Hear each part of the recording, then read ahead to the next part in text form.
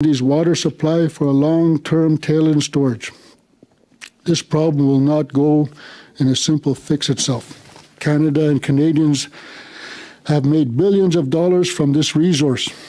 Canada has a responsibility to address the larger tailings and the reclamation crisis that is unfolding in our region and threatens the entire Mackenzie Basin downstream of the oil sands by empowering the federal mandated Indigenous-led co-management body with the effective oversight and enforcement that powers to affect this.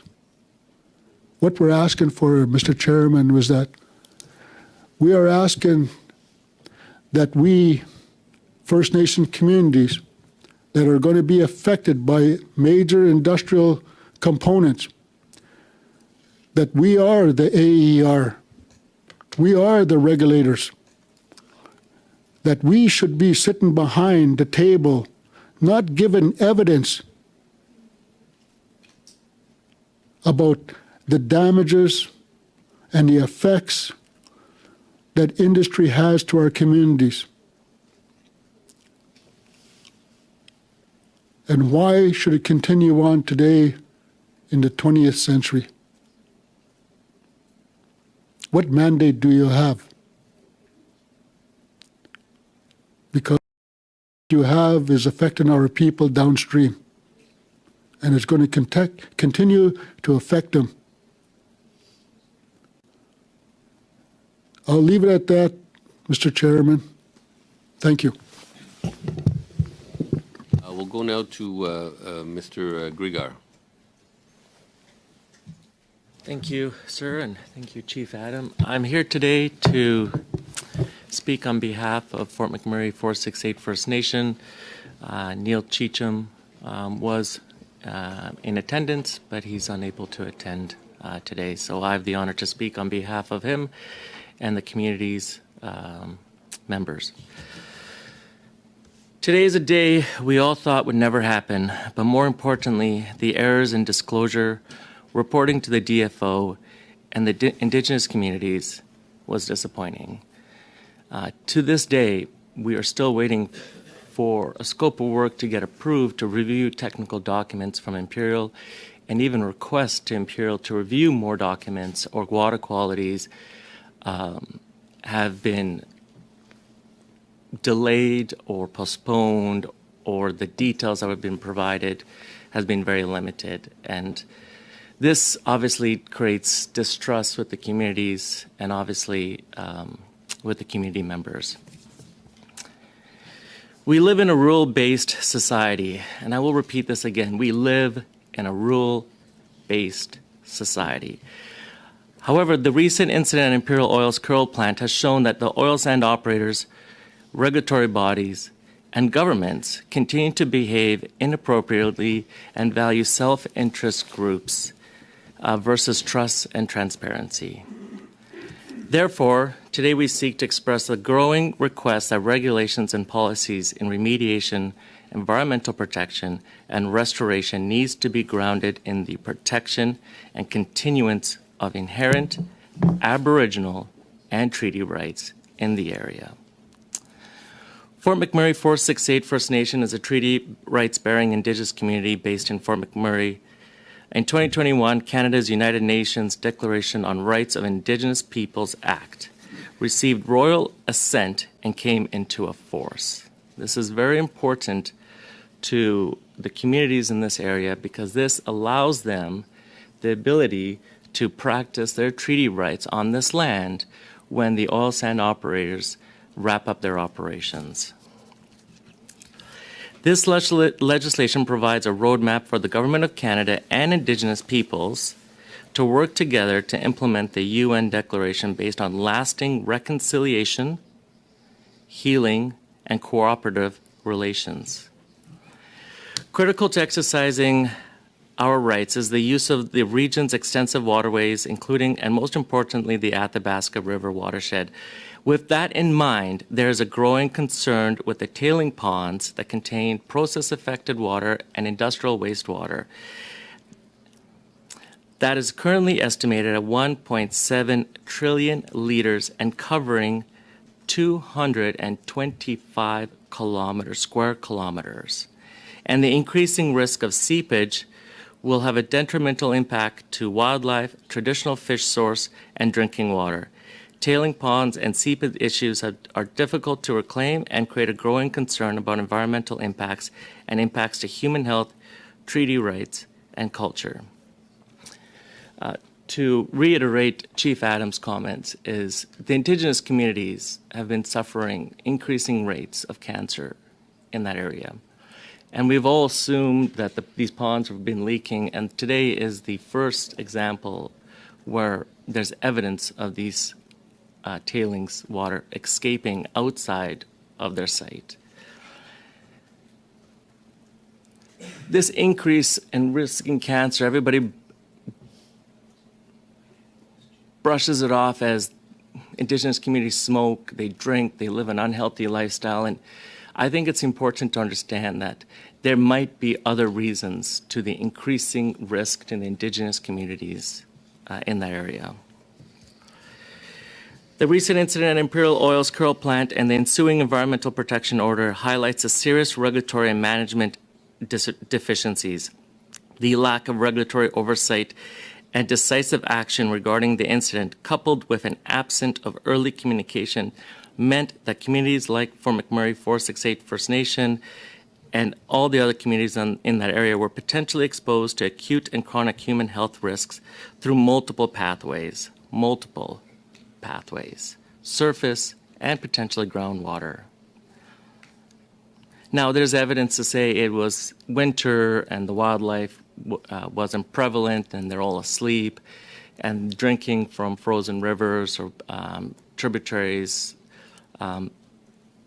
were probably not as important as maybe in the summer, but the risk was there. And it's still there, and it continues to be there. The way the matter has been managed is further eroding our confidence in Alberta's regulatory regime, issue management capacity, and its ability to protect our rights. Therefore, we would ask the people in this room to consider our comments and take into consideration targets and metrics that are meaningful for the industry and the stakeholders, which are the communities that surround this development. Regulatory frameworks that regulates the environment, a regional assessment under the Impact Assessment Act, and a cumulative effects study, incorporating not only just Imperial, but Suncor, CNRL, Syncrude, all the operators in that area. Because that's important to understand here, is that everybody considers their own little piece of pie. And there's, everybody could bring up LARP, but LARP doesn't have enough teeth. And so there needs to be additional oversight to ensure that the cumulative effects of all operations are being considered. Considering the detrimental impact seepage has on the environment, we are also disappointed and concerned about the industry steering the regulations and politics in regard to releasing process-affected water and industrial wastewater from these tailing ponds. I ask again, it's easy to make this water disappear, but the risk to the communities won't disappear. The Fisheries Act to consider allowing the release of process-affected water and industrial wastewater from oil sands operations is a step backwards and is another great example how Indigenous communities have been constantly overlooked, particularly in the absence of a cumulative effects assessment. However, I do want to take a moment of everyone's time to thank everyone in this room for the partnership with the federal government legislation can help provide a roadmap for the Government of Canada and Indigenous peoples to work together to implement the UN Declaration based on lasting reconciliation, healing, and cooperative relationships. SWIG is one part of the solution that offers Indigenous communities the pathway to find meaningful solutions to help lead to consent. The structure of multiple subgroups within SWIG allows the opportunity for open and honest dialogue to achieve consent and alignment with Canadian constitutional law and more importantly, Indigenous law. And I think what has been missed before is Indigenous law. The gap between Indigenous law and constitutional law has caused conflict and rift between the communities. And I think SWIG offers that pathway to bridge that gap moving forward. I was asked today that because the concepts of reclamation and equivalent land capability are usually derived from agriculture or forestry perspective, historically with minimal input from Indigenous communities and knowledge keepers, we would like to begin to focus on a more active regulatory framework to begin and to evaluate the protection level and develop and apply Indigenous standards where required to traditional foods, land use, and cultural practice than the default guidelines being utilized by the AER.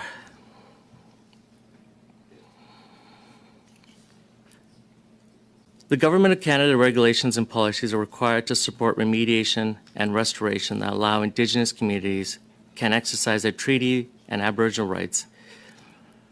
There's a community member, Velma, and she's a very knowledgeable person, and she's been there supporting this community for a really, really long time.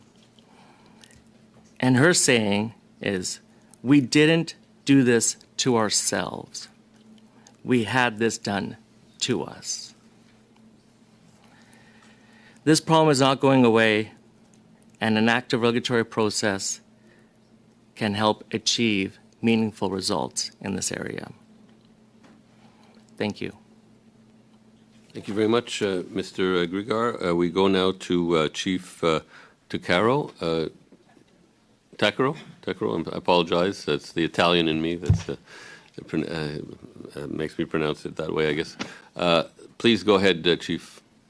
Good morning, everyone. Can you all hear me good? I believe so. Hey, good morning, everyone. My name is Chief Billy Joe Takro. I'm calling from Fort Chipewyan, Alberta. I, too, would like to echo Chief Adam's words. For a matter of seriousness, I, too, will be going past my allotted 5 minutes. That's in respect to the seriousness of the situation that is occurring in the community at this time. With that, I'd like to thank you all today for inviting me to speak today. My name is Chief Billy Joe Tuckrow of the Mixu Cree First Nation. I'm joined today by Melody Lapini. She's the director of our Government and Industry Relations Department. She will assist me with answering any questions you may have.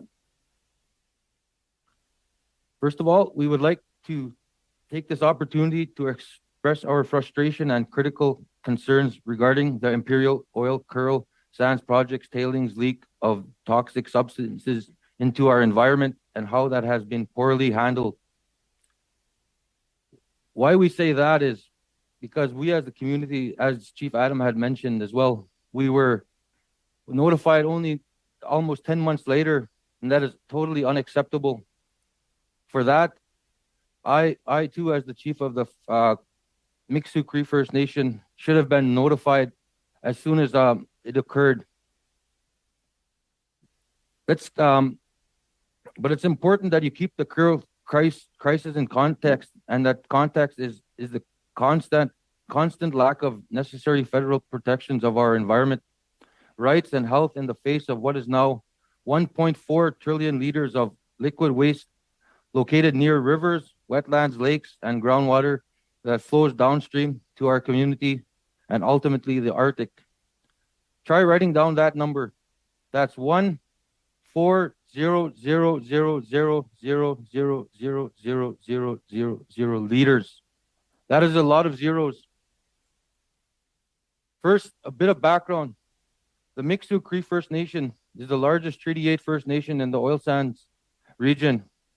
Our traditional territory has a convergence of federal interests. One, it is home to Canada's largest national park, which is also a UNESCO World Heritage Site. Two, it contains important transboundary waters. Three, it provides one of North America's most important migratory bird pathways. 4, it includes iconic species like caribou and wood bison. 5, it is made up of a system of lakes, rivers, and wetlands that have support important fish species and fish habitat. 6, it contains some of the largest industrial projects in Canada.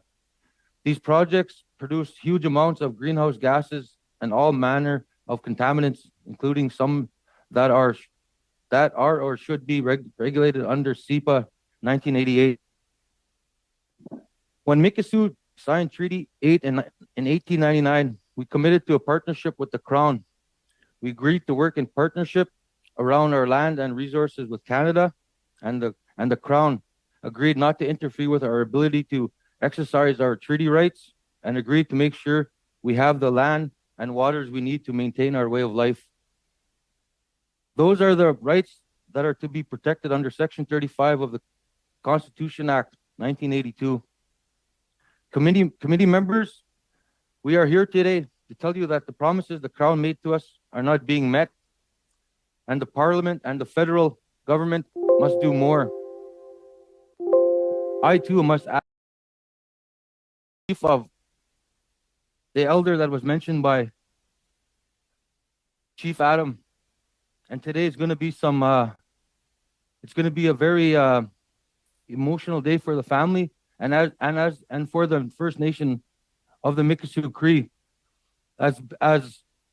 Since this incident happened last May, I was newly elected in October, but I, as a community member, noticed the spike in cancers in the last year. A lot of people that had their cancers gone in remission had also came back to them, and also again there is a recent spike of the bile duct cancer, the rarest form of cancer that is known. Our people, when they go to get treated, and all it does is speed up the death for them. I know that I've seen it firsthand when one of my best friends, when I was by his bedside, when he succumbed to this illness that nobody knows how to treat. This is what we are encountered with in the community. And now with the spring runoff, this is the most vital time for our people. As we harvest the fish, the meat from the lands, the vegetation, the traditional medicines, how can we get assurance that this is okay for our people to sustain their way of life?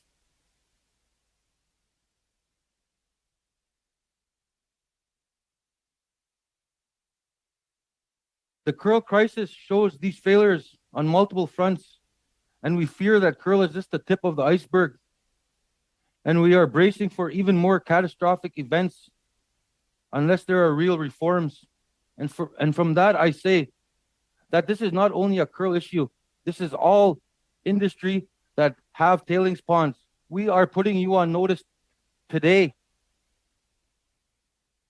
that we will not take this. This will be a one and done thing, because like Chief Adam had said, is Canada ready to move us as well, the Mikisew people, to a safe haven? Summer is coming. There's going to be kids swimming in the lakefront. All the RMWB is test the water that comes out of this taps. Who can give me certainty that when these kids go in the water in the springtime, in the summertime, and they swim, that they're going to be safe?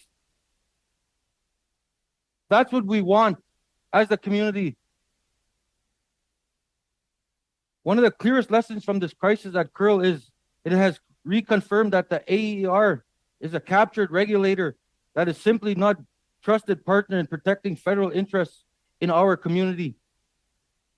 As an Indigenous community in the oil sands and downstream of it, I can tell you that it is appalling that Alberta has done so very little to manage the escalating growth and scale of these massive toxic ponds that seep into our natural environment and watersheds. This creates risk of our way of life. For national important ecosystems and for the well-being of Canadians. Let me give you some examples of how the AER is failing us and all of Canada. They had information about the seepage for what now appears to be years, without any notice or sharing of data with us for the federal government. The AER has had data showing seepage from ponds for years and confirming seepage moving beyond the seepage interception systems, but has taken no action. The AER ignored clear findings of the Joint Review Panel for the Kearl project. Number 4, we will struggle to get sufficient data from the AER regarding the Kearl event, and the AER is allowing Imperial to limit data gathering and sharing.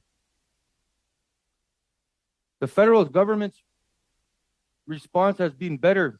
Indigenous Service Canada has taken important steps around crisis access to drinking water and mental health supports.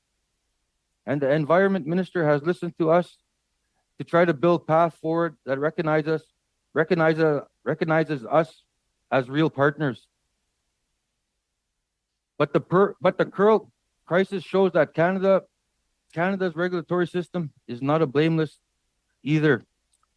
Canada's response to the crisis has been hampered by provincial failures to share information and follow clear findings of the Kearl Joint Review Panel.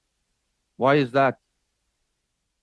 Also, Canada has had many opportunities to be better prepared for either hasn't taken critical actions or has been too slow to act. Let me highlight a few. 1, it has been more than 5 years since the UN's World Heritage Committee requested a risk assessment of tailings ponds. Why? It has been more than a decade since our communities have requested a house studies that could have led to federal protections. And that's why the Mi'kmaq people, when we had sent the letter to Mr. Prime Minister about a month ago, we requested that we get on the house study, especially with what's going on now and the recent spike of cancers in the community. 3, federally supported scientists have identified seepage from tailings ponds into fish-bearing waters for more than a decade, with no improvements to regulations or laws. 4, there are existing federal tools like agreements under the Fisheries Act that could help with information sharing, but they haven't been actioned. 5, the Tech Frontier Joint Review Panel in 2019 called on Canada to undertake more monitoring and research in the region because of the threats to the Wood Buffalo National Park World Heritage Site, but action is still needed.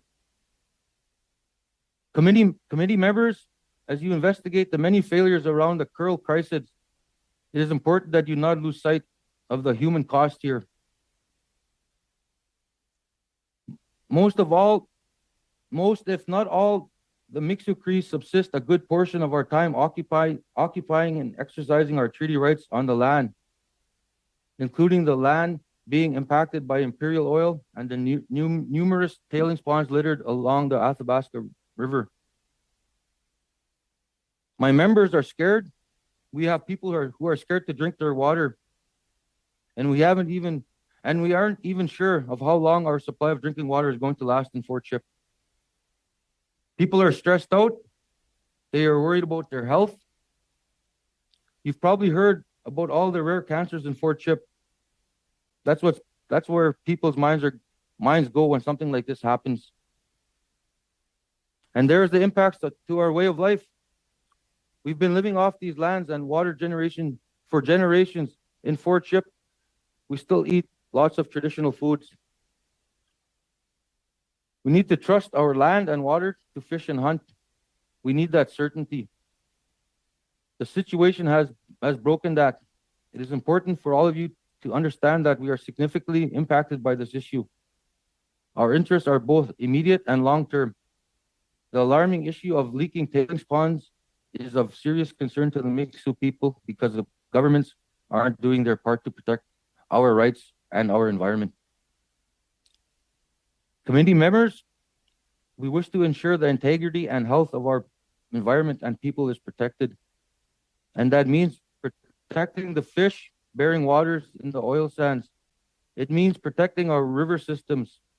It means safeguarding sources of our drinking water. And it means better regulating the massive threats posed by these huge tailings areas. It means transparent and robust information sharing. I am sure many of you are wondering, what is Mikisew asking for?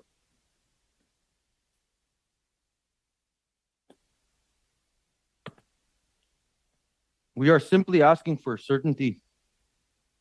Certainty that these leaking tailings ponds will be fully cleaned up and that no contaminants that may pose any risk to our health and livelihood will reach our traditional foods and drinking water. Certainty that our waters will be safe to drink and use. Certainty for the health of my people. Certainty about the way our land and will look and function in the future.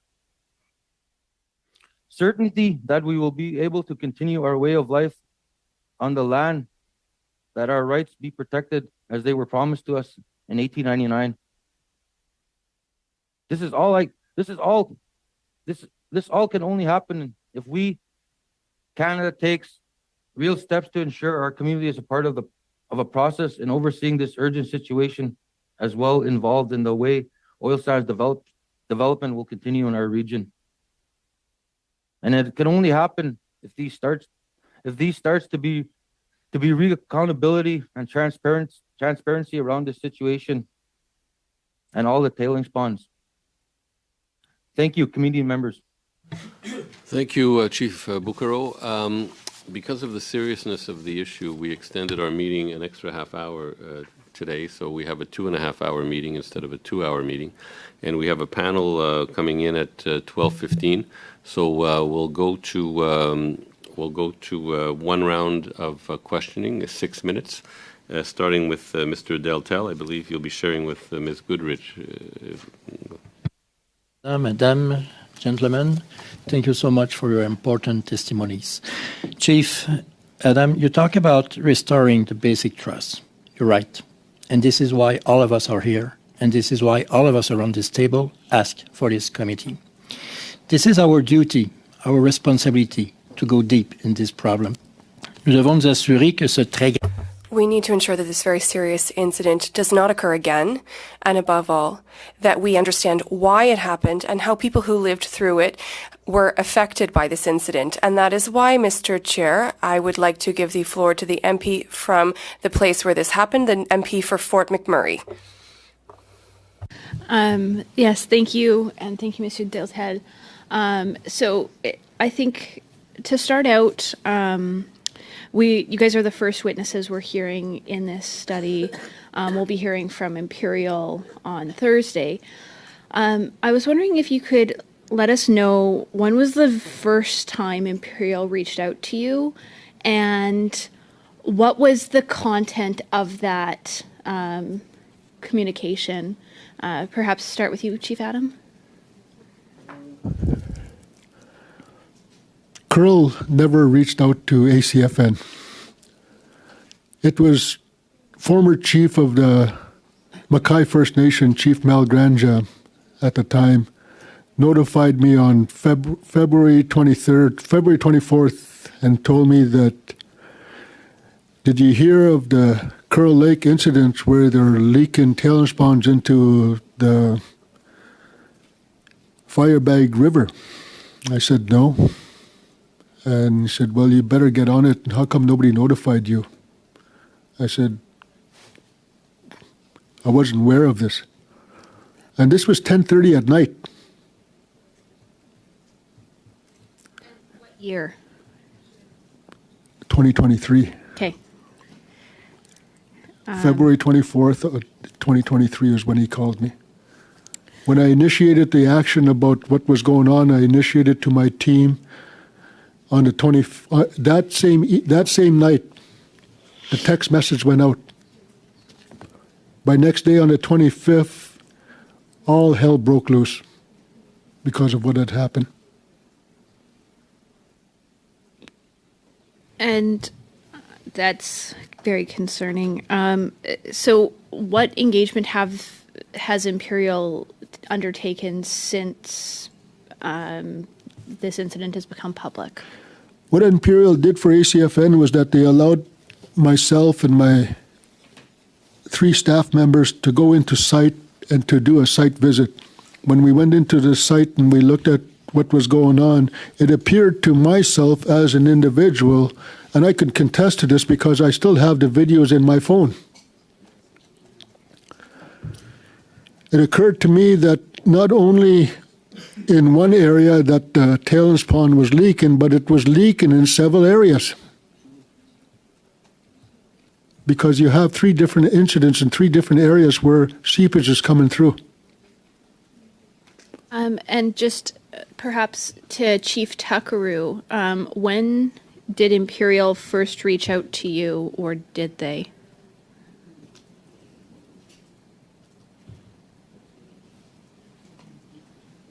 You're on mute, Chief. Oh, sorry about that.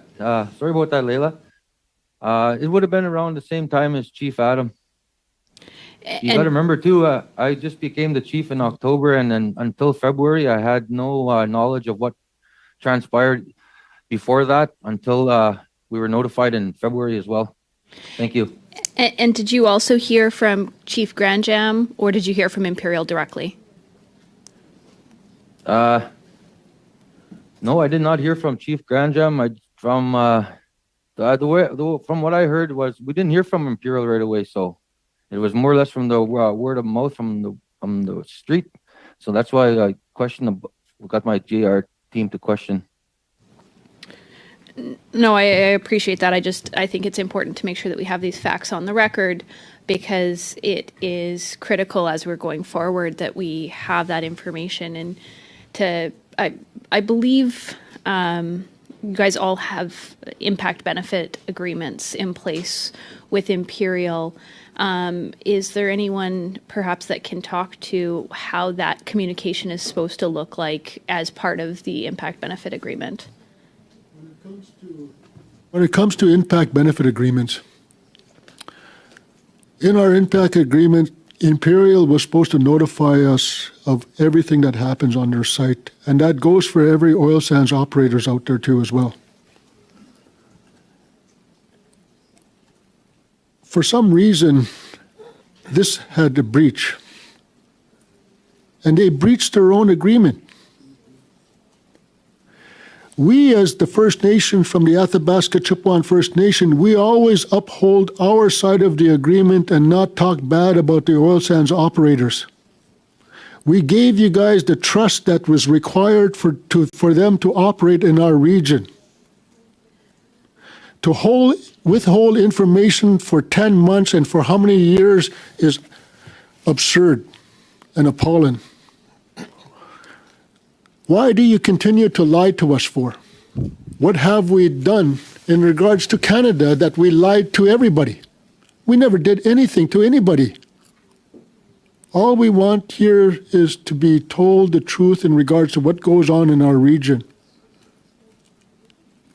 Our region has the world's largest economic industrial movement going on right now in this globe. Tell me anything different that you guys are going to do it in a safe environmental way. That's all I ask. We'll have to go to Mr. Duguid now, please.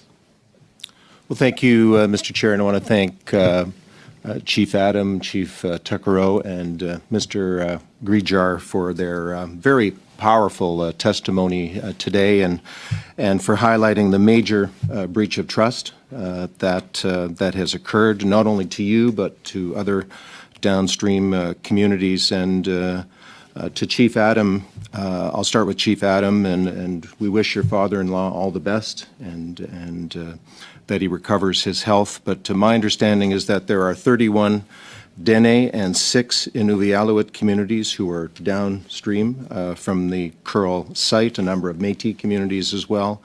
My understanding is that there has been a gathering, or at least a discussion with all of those nations. To all of those nations, water is sacred in your culture, and you depend upon it for food, for drinking water.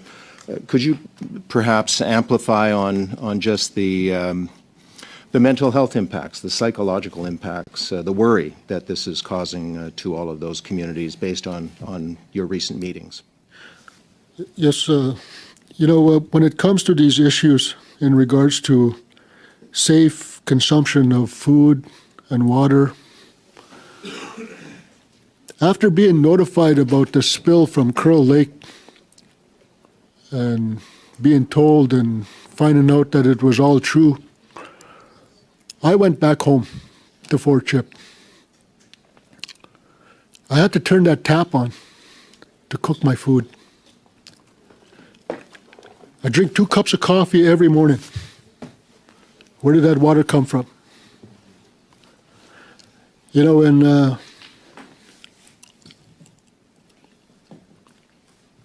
knowing that turning that tap on could be detrimental to my health, I had to take into consideration that how many other people in our community feel the same way, and they don't even know of this information yet. When I went home knowing of this information, I felt so alone that I did not know how to tell the people what was going on.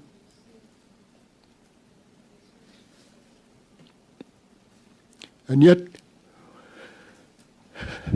sometimes to be called down for telling the truth. I'm a good man. My dad raised me up to be a good man. My mom did also. I don't hurt people. I try to give people a good life and a good responsibility of raising up their kids so that our life will continue on. Why do I have to come before the committee to defend our community again? When is this going to all end?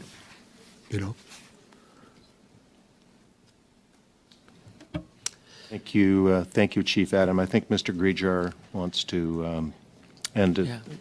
Thank you, Chief Adam, for that those powerful words. Martin? For sure. I think the mental health impacts and the concerns and the lack of transparency and the continued lack of transparency is only causing more and more concerns with the community members, especially when we're entering into spring and everything is going to flow a little bit easier and I think we have to keep that in mind. We came out of COVID, and communities have been isolated, and Indigenous communities are very social people. And now we're coming to where communities knew the tailing ponds were leaking or assumed to be leaking, and now this is the first case to actually validate everybody's concerns that these things were just escaping outside of their control. I do also want to answer a question that was posed before, and yes, the CBA agreements keep us things confidential, but I think it's important to note that the duty for Imperial to not engage communities when they started their investigation and continuously release information and data as it was acquired has been the initial breach to those CBA agreements. And I think we need to keep that in mind. Yet we still continue to honor the CBA agreements because we maintain the trust in ourselves and the respect for ourselves to ensure that Imperial has the duty to work with the communities and continue to work with the communities. And I will close with this, is the communities, the Métis, Local 1935, and Fort McMurray 468 First Nation, propose a more collaborative proposal to work with Imperial, to collect data with Imperial, to look at human health impacts with Imperial.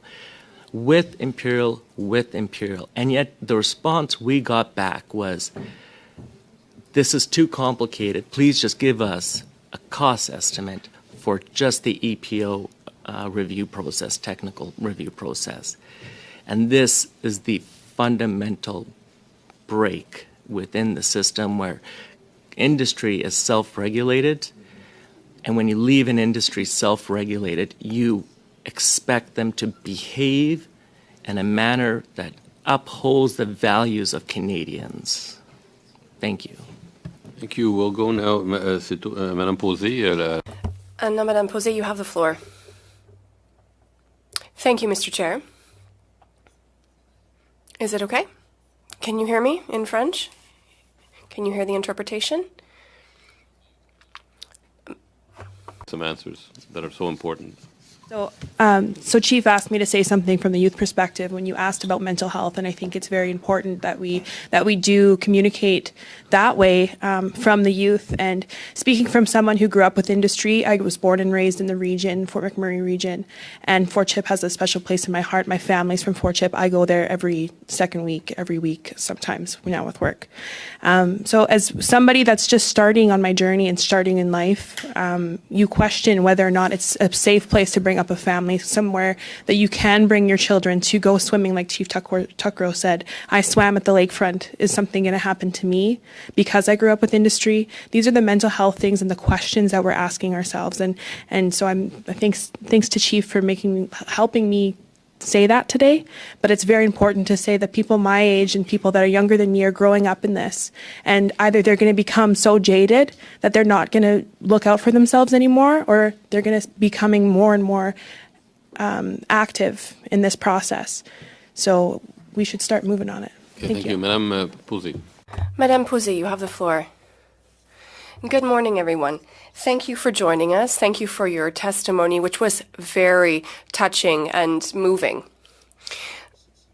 Well, listen, I had a lot of reaction. I saw some reactions by Chief Adam in the media, and I think that I'm just going to wait a couple of moments, Mr. Chair.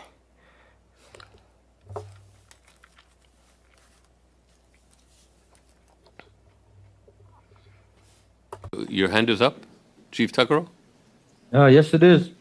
But is is everything okay with the sound? Is it regarding the sound? No, I'd like to add to that, to the mental health question.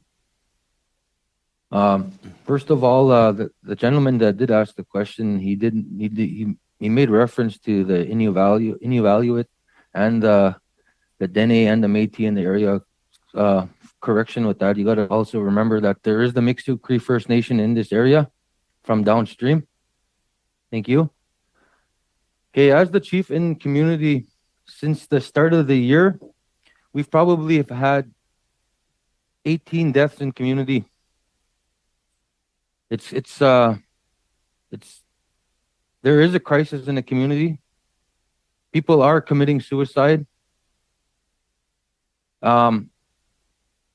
Is it tied to what's going on with the water and what people are thinking, what's going on? It's something that needs to be addressed rather sooner than later. I truly feel where Chief Adam's coming from, because like, I'll go back to like the kids swimming this summer. How do we give them a peace of mind and certainty that they're okay to swim there? You got to remember the swimming pool here in community is only open Sunday to Wednesday, or no, I mean from Wednesday till Sunday, and the kids use these water bodies for swimming during the winter months when they can't access the swimming pool. I'm being questioned by parents. What are you guys doing? How can you give me certainty my kids can go into the water? And I'm going to be honest, as the chief of my First Nation, I can't give them certainty. So that's why I'm asking the federal government, the Alberta government, and everybody that's involved that you guys need to pick up your socks and quit having these meetings in silos and coming into community. That's where we're getting the divide and conquer. 1 week we have Imperial Oil here. They'll say, no, that's RMWB's questions. RMWB comes into community. No, that's for the AER. And then I met with the AER on Friday, and I had the same question about the kids swimming in community. What did they tell me? That's a question for the EECCC. That's all you guys are doing is turning this little merry-go-round. And who is the people that's lives are being at risk here? Is the people of the Fort Chipewyan community. We are sitting ducks. Nobody cares about us. People, this is the truth. It's profits over people. And for, you know what, you guys, we do have IBAs with industry players. And like Chief Adam said, we are always the good partner. On the other side of always thinking that they have the best interest of us. But how could we think or have assurance that they have their best interest when we only find out something 10 months after the fact? Me as a parent of 2 young daughters in this community, it's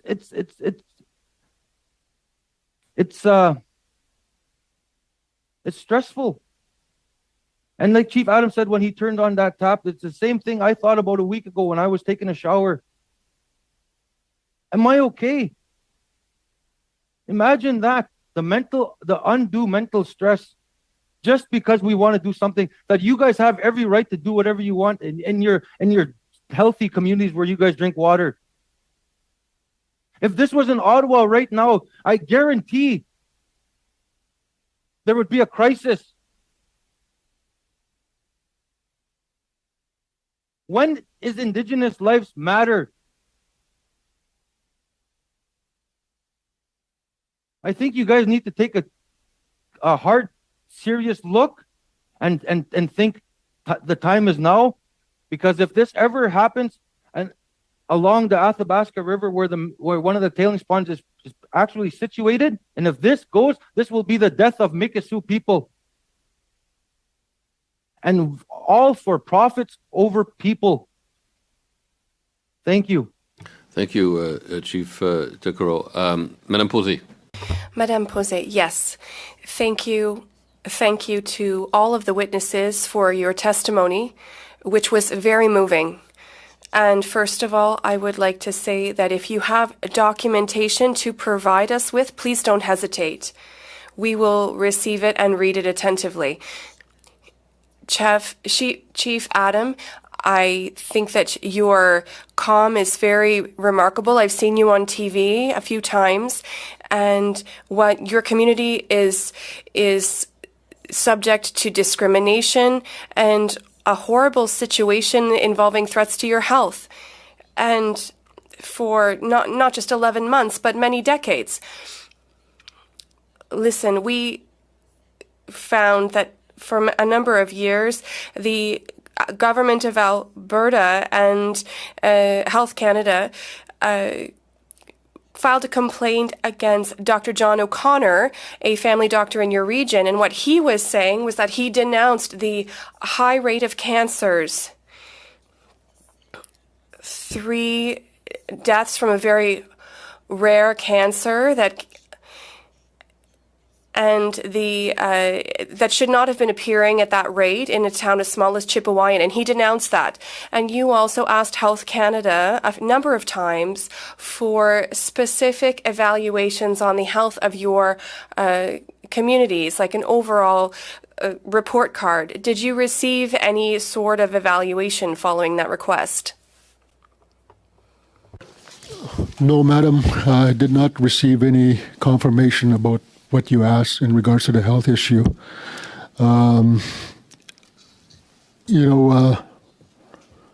Feeling the effects about what goes on and not knowing the future if we continue on going down this path is a crisis on its own. The health issue that I talked about in the past and because I don't speak about it too much anymore, is still there. It never went away. It only increased.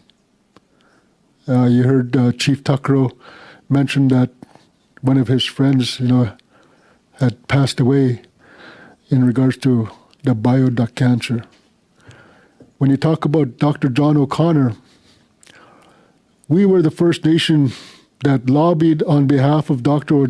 O'Connor to get his license to be reinstated because of what Alberta did to him. And it wasn't right for him to be punished and to be taken his doctor's license away for speaking the truth. And I still hear from Dr. O'Connor. I talked to him last week. You want to know why? Because he took over the file for my father-in-law and to be his doctor. And you know what he told me? Chief, I'm worried that your father-in-law has bioduct cancer. I did not want to hear that.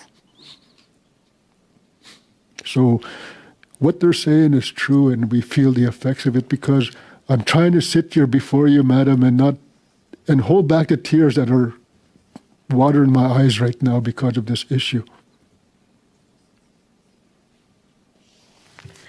I see Ms. Lipin had her hand up. Yes.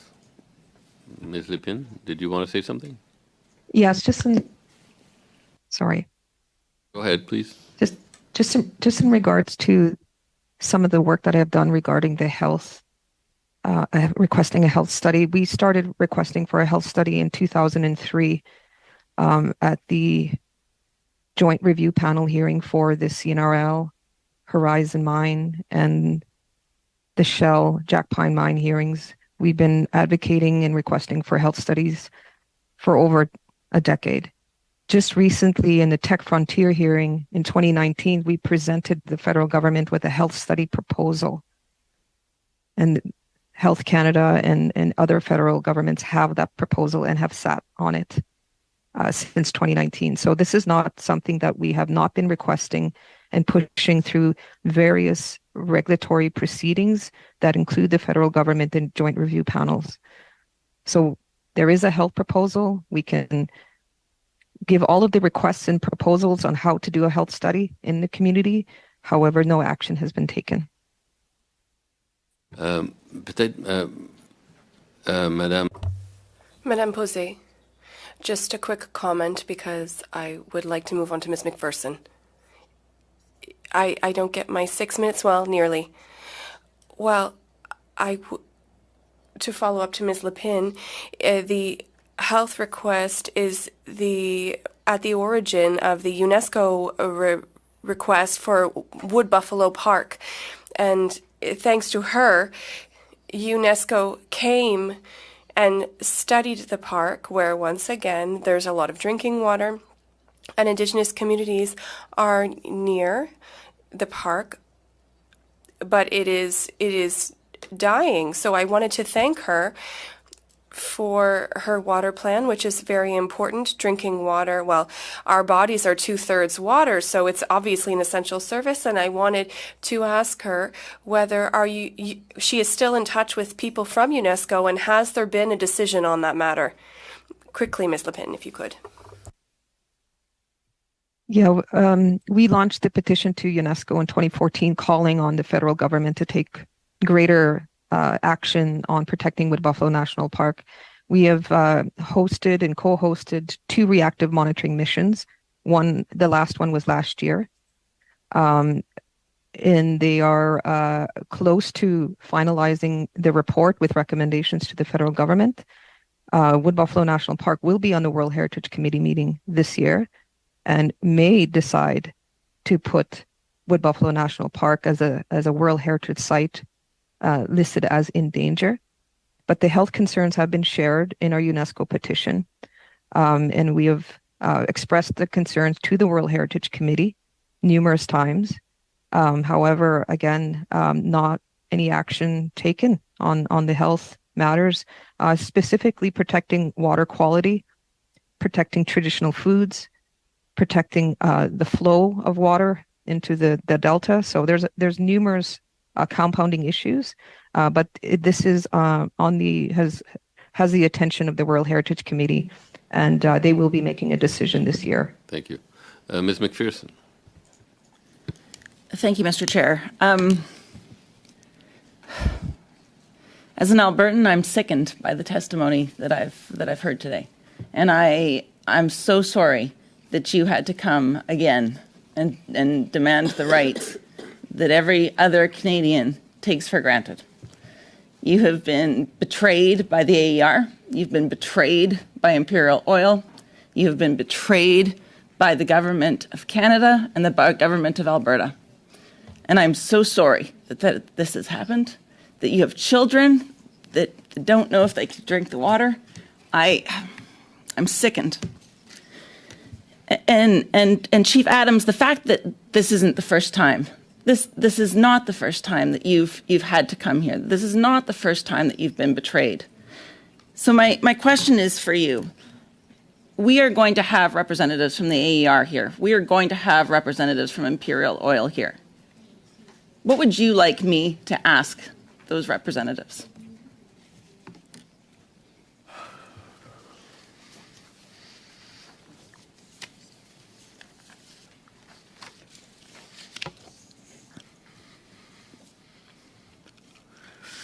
How can the federal government help ACFN?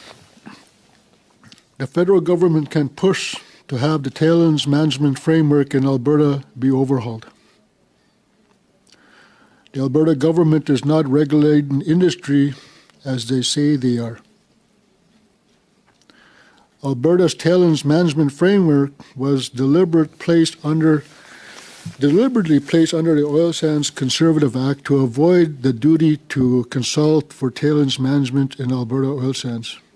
Currently, the TMF has no duty to consult or is triggered even when the tailings management framework was developed. No considerations of impacts to treaty rights under Section 35, no consideration of cumulative impacts. Lack of management and monitoring of the leakage, air admission, and groundwater contamination narrows the scope as it does not address safely, air quality, emergency response. No considerations for hydraulically. I can speak on some. You could speak on those matters? Go ahead, yeah. Okay. So what Chief was trying to say here is that the AER and the Alberta government have established the tailings management framework, and that is essentially the root cause of some of these issues that are coming up right now. So he described that the TMF currently has no duty to consult and to eliminate our presence within the room when these decisions are being made is the first wrongdoing that we could even consider here. And that's just the tip of the iceberg. But if there is a push to some way include us into this management framework, that would be the major solution that we can come up with. And further to the question in regards to what it is that Canada could do, Canada could recommend to the Alberta government that when it comes to major development, that the First Nations not give testimony at a hearing, but sit on the panel and listen to the questions that industry puts before them of why they want to have their projects on our traditional territories. That's what I'm asking for. I'm asking for a seat at the table to make the decisions. Either we give the green light or we give nothing. And right now, everybody's been given the green light, and the only result that we've been getting back is what kind of cancer you have, we will tell you.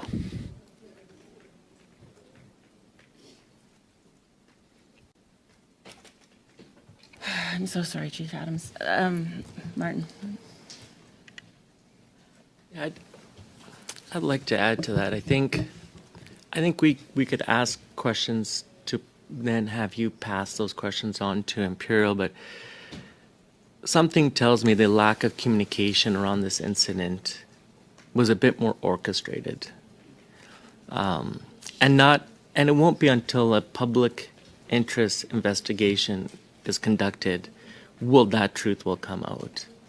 Because to go on for this long and a lot of data is being collected, and to say we were going to tell the communities at one point and it was going to be soon, there was a miss within those CBA agreements. There was a misplaced trust with the industry to self-regulate themselves and to be forthcoming with information in a timely manner. Now, timely manner is a very loose term and very subjective, and I think that's where the system has failed.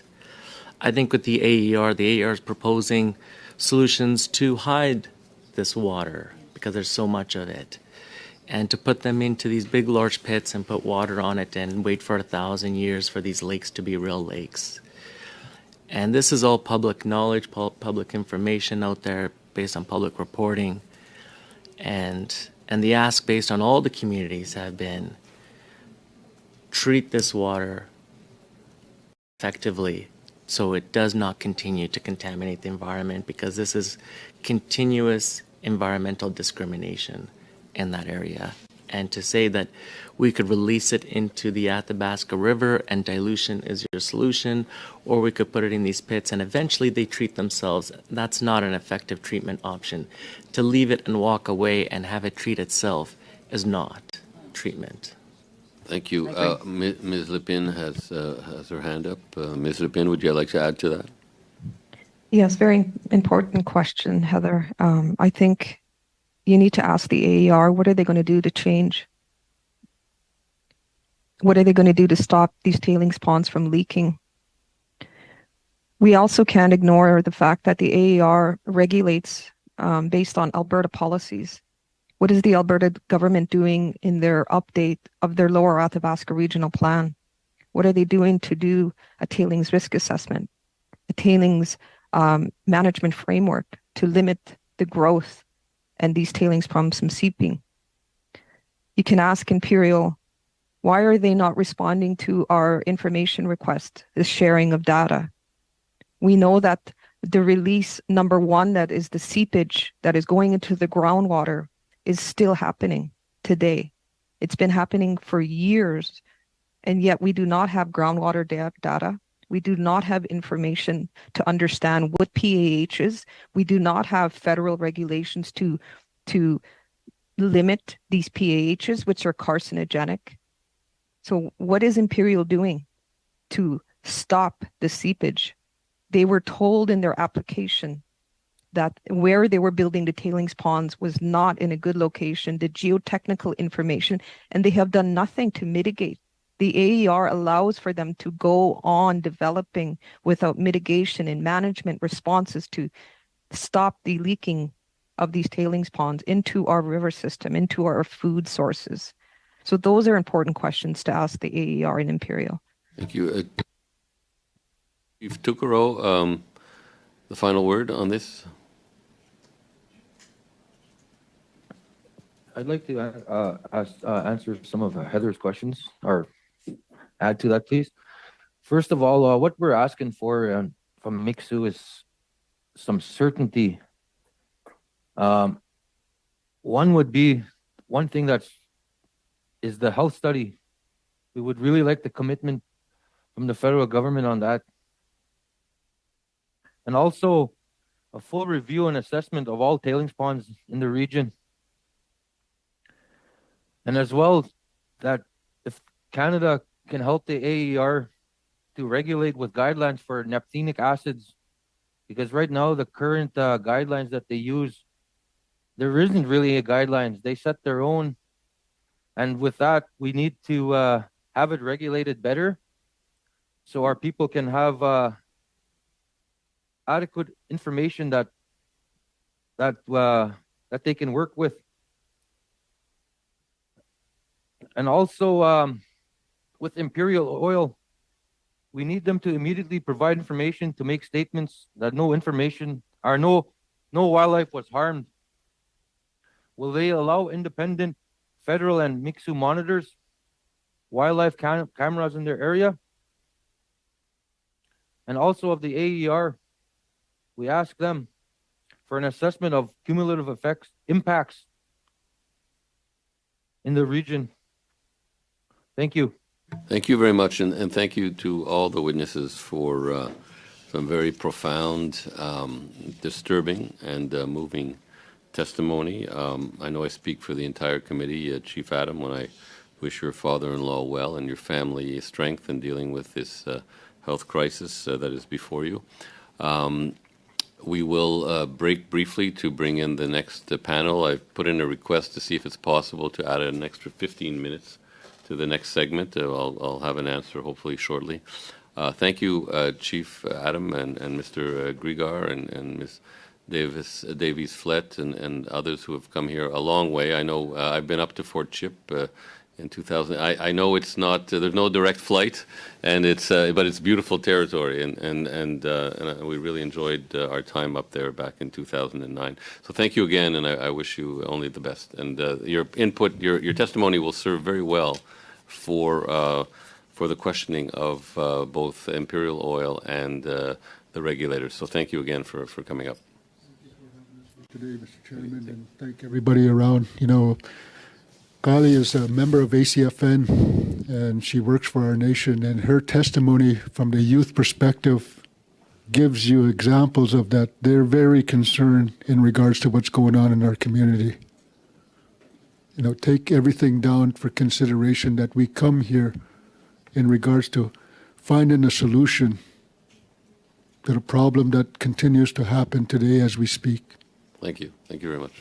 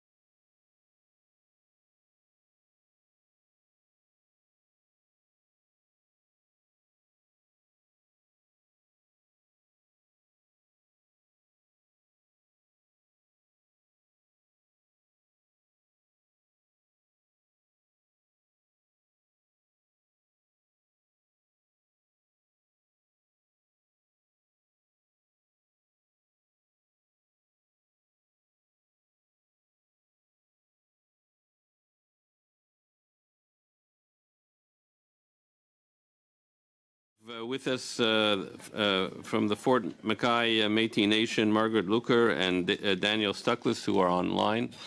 They will go first with their testimony, and we have from the Fort McMurray Métis Local number 1935, Russell Noseworthy, Timothy Clark, and again, Mr. Martin Grigar. Am I pronouncing it properly? Yeah, okay. Grigar? Yeah, okay, sorry. And from the Willow Lake Métis Nation, we have Destiny Martin and Jason McKenzie. So we'll start with who will be speaking on behalf of the Fort McKay Métis Nation? Is it Ms. Luker or Mr. Stuckless? Mr. Stuckless. It'll be okay. myself. Mr. Okay, Stuckless. Yeah, go ahead, please. All right. I've got some feedback. I'm just wondering if that'll settle. Sounds like it did. So good afternoon, Mr. Chair and Vice Chairs and members of the committee. Thank you for listening to us today. Can you hear me okay? Can I get a thumbs up? I think so. The interpreters don't seem to be raising. I got the thumbs up from the interpreters. So all right, full speed ahead. Great. Yeah. So my name is Dan Stuckless. I'm the Interim Director of Administration for Fort McKay Métis Nation. And my colleague, Margaret Luker, who's the Interim Director for the Sustainability Center, is joining me. Will be available to answer any of your questions. Together, between the two of us, we have over 30 years experience working in this region for Indigenous communities with government and industry on oil sands issues, on cumulative effects and notably tailings ponds and tailings issues. In the view of the Fort McKay Métis Nation, the events that have transpired are negligent. This has been avoidable from the start and it should not have happened. To date, no one has been held accountable for the incident, and it is unacceptable that individuals or departments that have allowed this incident to occur are still either working on the issue or working in our region. When we met with the AER CEO, Lori Porcher, recently, I asked him who has been fired yet. I still do not have an answer to that question. And, you know, I really think it's because of the traditional coddling nature and cozy relationship between the oil sands producers and the executives at the AER. I'm not expecting much change from a captured regulator, to be honest. In fact, the AER's only admittance that anything improper had occurred was the lapse in communication in the original timing of the identified seeps in the overland flooding last spring, and the continuous seepage that has occurred right up until this time in early February when the EPO was issued. Any normal person can see that this is a clear conflict of interest, and that the AER is in being both the enforcement and the judge for these projects is improper.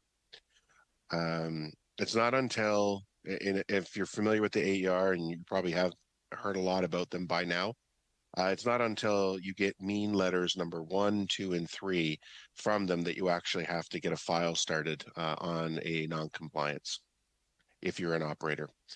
The AER has zero credibility outside of Calgary's echo chamber, and they actively dismiss and downplay impacts of oil sands on communities and their Aboriginal and treaty rights. It is imperative that we have federal oversight on these issues that impact people, their human rights, access to clean water, and of course, cumulative impacts on treaty and Aboriginal rights. To date, we have not heard from Alberta on this issue. We have heard now a 4th premier after Stelmach, Redford, Notley, and now Smith that they are going to take action on tailings ponds. This is empty bluster, and shallow follow-through is really getting old for us. This is how the duty to consult process is supposed to work. And of course, when incidents like these occur, when there are instances and instances that limit the execution of those rights, the duty to accommodate should come in and apply. Without a continuous understanding of when the duty to consult is underway, when issues need to be mitigated, when those infringements that are occurring need to be avoided, can't be avoided, mitigated, they need to be compensated and accommodated, and they have not. There is still no case in Alberta where there's been an accommodation for any impact right or even recognition of those impacts. And we just wanted to ask the members of the committee, does that make any sense to you? Alberta is absent, their processes are broken, their systems are designed to perpetually point in the other direction to have your concerns resolved while permits, approvals, and leases fly out the door. We have effectively created a two-tier system in Canada for Section 35, and Métis members are third-class citizens after Canadians and even after First Nations. Some of what I've told you might make sense if you're familiar with these type of issues. If you take anything away from what I'm telling you today, is that we have a big problem. It is not just Imperial's seepage issue, which is important and why we were talking to you today. However, this is a systemic issue. It's an issue of racial discrimination, of government ineptitude, from politics and policy right down to directives, regulations, and the lack of enforceability. This has been happening for decades. We still have other tailings ponds, namely those belonging to Suncor, that have seeped into the river, and now we are deciding to take action or make note because of Imperial's incident. This needs to be applied across the industry. I've heard my colleagues who spoke before mention the Athabasca Regional Plan, that it was challenged. It has not changed. Its tailings management framework did not consider impact to Aboriginal and treaty rights. I know because I asked directly that question and was told. The directives around tailings have been lowered and lowered, the standards. And while this occurs, we are in the middle of co-developing water discharge release criteria and regulations. Earlier this morning, we were in receipt of a letter from the minister, and we actually support the creation of a working group to continue working on these matters. That's my opening statement. Thank you very much. Thank you very much, Mr. Stockwith. We'll go now. Je ne sais pas qui va. I don't know who will be speaking on behalf of the Fort McMurray Métis group, Métis local. I don't know who wishes to. Mr. Noseworthy, are you the one? Thank you very much, Mr. Chair. My name is Russell Noseworthy. I work for the Fort McMurray Métis community. It's a community of about 800 people, and I'm here today representing them on behalf of Mr. President Hanson. So the McMurray Métis is a rights-based Indigenous community based in Fort McMurray. Our more than 800 members exercise their constitutionally protected rights throughout northeastern Alberta and elsewhere. Crucial to the exercise of those rights is the use of the region's extensive waterways, particularly the Athabasca River. It's the most important one. Our members regularly hunt, fish, and trap in the area downstream from the oil sands mines, right? Regularly. And as such, we're deeply concerned about the cumulative effects of the oil sands operations and our ability to exercise our rights in the region to hunt, fish, and trap as they're protected in the Constitution. So, you know, the incident at Kearl is very concerning for us. The Environmental Protection Order and the incident itself highlights the serious nature of the regulatory problems in Alberta. The communications issues that we have in Alberta around incidents like this are really not processes. They are written on paper, but they are not followed properly, and so therefore we are at risk constantly of being exposed to contaminants and other dangerous substances that would have drastic effects on human health for the people that live in and around that area. And so we're very concerned. My computer doesn't want to move forward. You know, recently the federal government began a process of trying to engage with our communities in the region around the whole idea of tailings. And tailings is a big issue in our region. There are tailings ponds everywhere north of me and where I live in Fort McMurray. And so we're here today to highlight that and to stress the importance of the Athabasca River watershed for the people that are there. The Crown Indigenous Working Group was proposed as a mechanism for collaboration on the development of potential regulations for the release of water, which would be complemented by some sort of discussion about how that might impact our rights as a community and as Indigenous people living there on the river. And so we're extremely concerned. We had requested from that group a process to identify how our rights would be impacted by what's happening, by the changes that are being proposed to the Fisheries Act. We were not approved for that, and so we don't really understand how we're going to be impacted because we haven't looked at that. We have no cumulative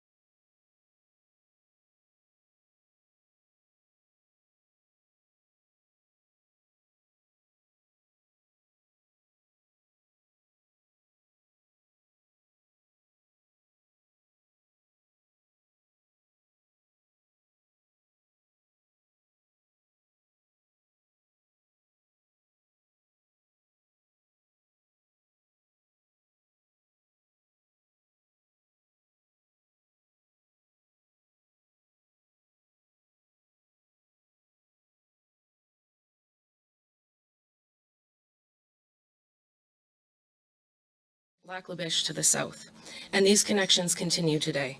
Willow Lake Métis Nation citizens hunt, fish, trap, and collect berries and medicines on the lands used by their ancestors. These lands include trap lines like Vice President Mackenzie's, which have been in his family for several generations.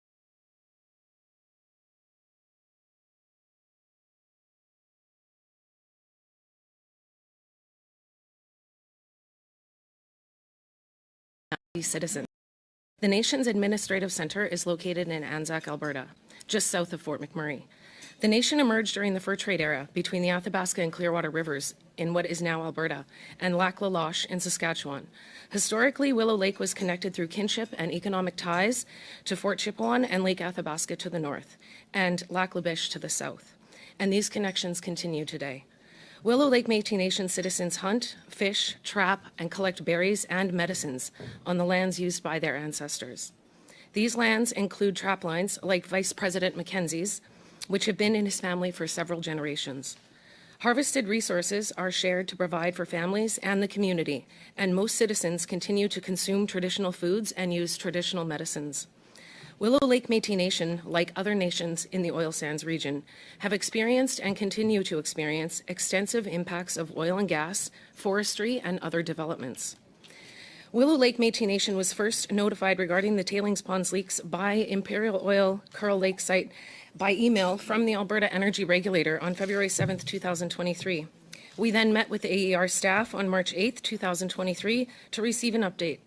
Imperial Oil was also contacted us by email on March 8, 2023 with a link to the company's updates on the Environmental Protection Order. Willow Lake Métis Nation provided a response letter to Imperial Oil on March 17, 2023, outlining the nation's concerns and information requests. As of April 13th, we have not received a response from Imperial Oil. This does not align with statements on Imperial's website that indicate the company is engaging with affected Indigenous communities.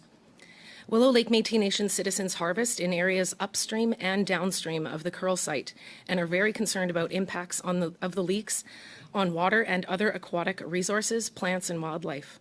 Willow Lake Métis Nation continues to be connected to other nations in this region and engages in sharing harvesting activities and the sharing of traditional foods and medicines.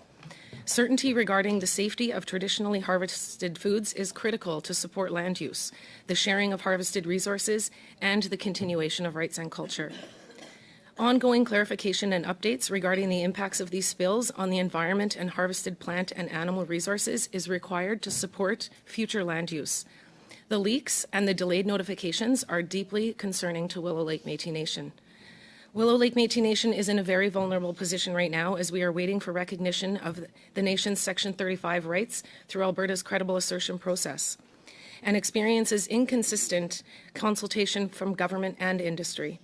The leaks highlight the risk for any Indigenous nation that these incidents as these can go unreported, but this risk is especially high for nations in Willow Lake's position. It is apparent that Imperial Oil and the AER shared the responsibility for communicating these incidences much sooner. While we appreciate that the AER contacted the nation, met with us in March, and continue to update us, this incident has affected the nation's ability to trust both industry and the AER. Willow Lake Métis Nation is interested in meaningful solutions that will reestablish that trust through cooperation, co-management, and most importantly, co-reclamation to ensure truly sustainable oil sands operations. Willow Lake Métis Nation desires to find ways to address the gaps highlighted by these incidents. Immediate solutions include discussions with Imperial to ensure nation involvement in incident response and monitoring, as well as further discussions with the AER to ensure that Willow Lake receives timely notification regarding incidents within the nation's territory. Willow Lake also recommends a human health assessment to ensure there is no risk from the leaks to traditionally harvested resources, including water, plants, and animals. More broadly, these incidents have emphasized cumulative impacts to Indigenous rights in the oil sands region. Deeper understanding of those impacts needs to be achieved through a regional assessment of the oil sands, including cumulative impacts and impacts to Section 35 rights. On behalf of Willow Lake Métis Nation and its citizens, I would like to thank you for your time and consideration of our concerns. We sincerely appreciate the invitation to be here today. C'est nous qui vous remercions. We are the ones who thank you for traveling so far to come testify before our committee. And I will now give it turn to Ms. Goodridge, who will start the first round. And thank you to everyone for being here. I expected to see more of you guys on my flight yesterday morning, bright and early, but looks like you might have got a better flight path than I did. But I guess I'm going to start out. In the previous round of testimony, I asked each First Nation the date they were contacted by Imperial about the, not the initial seepage, but about the leak. And so perhaps I will start with Mr. Noseworthy, who is a very good dear friend of my late father's, and McMurray Métis, to start us off as to when you guys were first alerted by Imperial or the AER about the second. So we have a relationship with Imperial Oil, and we respect that relationship, and we have an agreement with them to confide on certain things that are important to us, right? And so today my comments will be colored by that agreement. But we were, and we have been working with Imperial Oil to understand what happened since it happened in May. So we'd received from Imperial an update that an incident occurred in May, and they were working on it. They were preparing themselves to come and give us a full debrief when the second incident occurred and the environmental protection order was provided. And so that's the truth of it. I don't know what else to say, Layla. And perhaps I'll turn this over to Mr. Stuckless. When was the Fort McKay Métis Nation informed of either the first or the second incident? Or Miss Luker, sorry, either one. Dan, I'll take this one. Thank you for the opportunity to speak to you regarding this today. So Imperial did notify the Fort McKay Métis Nation via an informal email initially when they first cited some rust-colored water on site. And in communications with Imperial, who we also have an impact benefit agreement with, and who we also have an excellent working relationship with, we then received more of a formal notification when everybody else did around the same time the environmental protection order was issued. What I would like to convey about Imperial, because this tends to get a lot of the focus, this isn't an Imperial issue, it is with respect to the two incidences that we're here today because of, but the tailings issue is a much broader water process. Oil sands process affected water is a much bigger issue. What I would like to acknowledge with Imperial is that for us, and I know our sister communities have not had the same experience, but they've been very transparent with data sharing, with the ability for us to go on site and do our own monitoring. Mr. Stuckless and myself have been on site to actually see the work that was in progress to clear up the overland spill, which was the whole reason the EPO was issued, and when we all found out about the seep. So, and the same with the AER. Basically, the EPO was issued before formal notification happened, but informally there was immediate notification that there was a rust-colored water on site, and the intent, based on our discussions with Imperial, was always to follow up with that. I do also just want to acknowledge Best Barrel. My fear is that folks will look to Imperial as the cross to burn the oil sands company on oil sands issues. And the truth of the matter, as my other colleagues have noted, is that this is a 45-year-old legacy issue and not solely an Imperial issue. Thank you for that. And perhaps we can then turn to Willow Lake for the same question. So we were first notified by Imperial Oil with a very general email on the AER from the AER on February 7th, 2023. And we did not hear from Imperial Oil until March 8, 2023, with a very general email and a link to their website providing the information regarding the environmental protection order. No, I really appreciate this, and I think it's been so important to hear directly from the different impacted communities, and I know that harvesting of berries is so critically important, specifically to many of the First Nations and Métis. I want to thank Willow Lake. They took me out for blueberry picking last summer, and I still have some of my wild blueberries left in my freezer from that, and it's in land that wouldn't be very far different from this land because it grows in bogs and muskeggy sort of soil. So I guess my question to you guys with the remaining time I have would be, what questions do you want us to ask of Imperial or AER when we have them before committee tomorrow or on Thursday? So what actions are they taking to improve their communications protocols with Indigenous communities in our region? What are they doing to remain neutral as a neutral referee between the communities and the oil sands operators? Are they being neutral? I don't know. I think that there's a question around the neutrality of the regulator in Alberta, and so we need assurance that the regulator is regulating properly according to the regulation and not other directions. Merci. Thank you. And now we'll move on to Ms. Thompson for 6 minutes. Okay, I'm fine to go. Okay, so I thought it was Ms. Taylor-Roy. Okay, Ms. Taylor-Roy. Thank you, Mr. Chair. Yes, I'm not in person, and I just wanted to begin actually by acknowledging that I'm on in my hometown of Aurora, where on Anishinaabe lands, and we here are part of the treaty lands of the Mississaugas and Chippewas recognized through Treaty 13, as well as the Williams Treaties of 1923. And I'm very grateful for everyone who has come out in person to talk to the committee today. And it's really been heart-wrenching to listen to the testimonies that we've heard so far today. I think the questions I'd like to ask are more about the impact that this has had in your communities, in the Métis First Nation or the Métis Nations. And I was wondering if you could just, in the last panel, we heard a little bit about the mental health impacts of the uncertainty around this. And I was wondering if you could just perhaps expand a little bit on how this has impacted the Métis nations. Perhaps we can start with Margaret or Daniel for the Fort McKay Métis Nation first.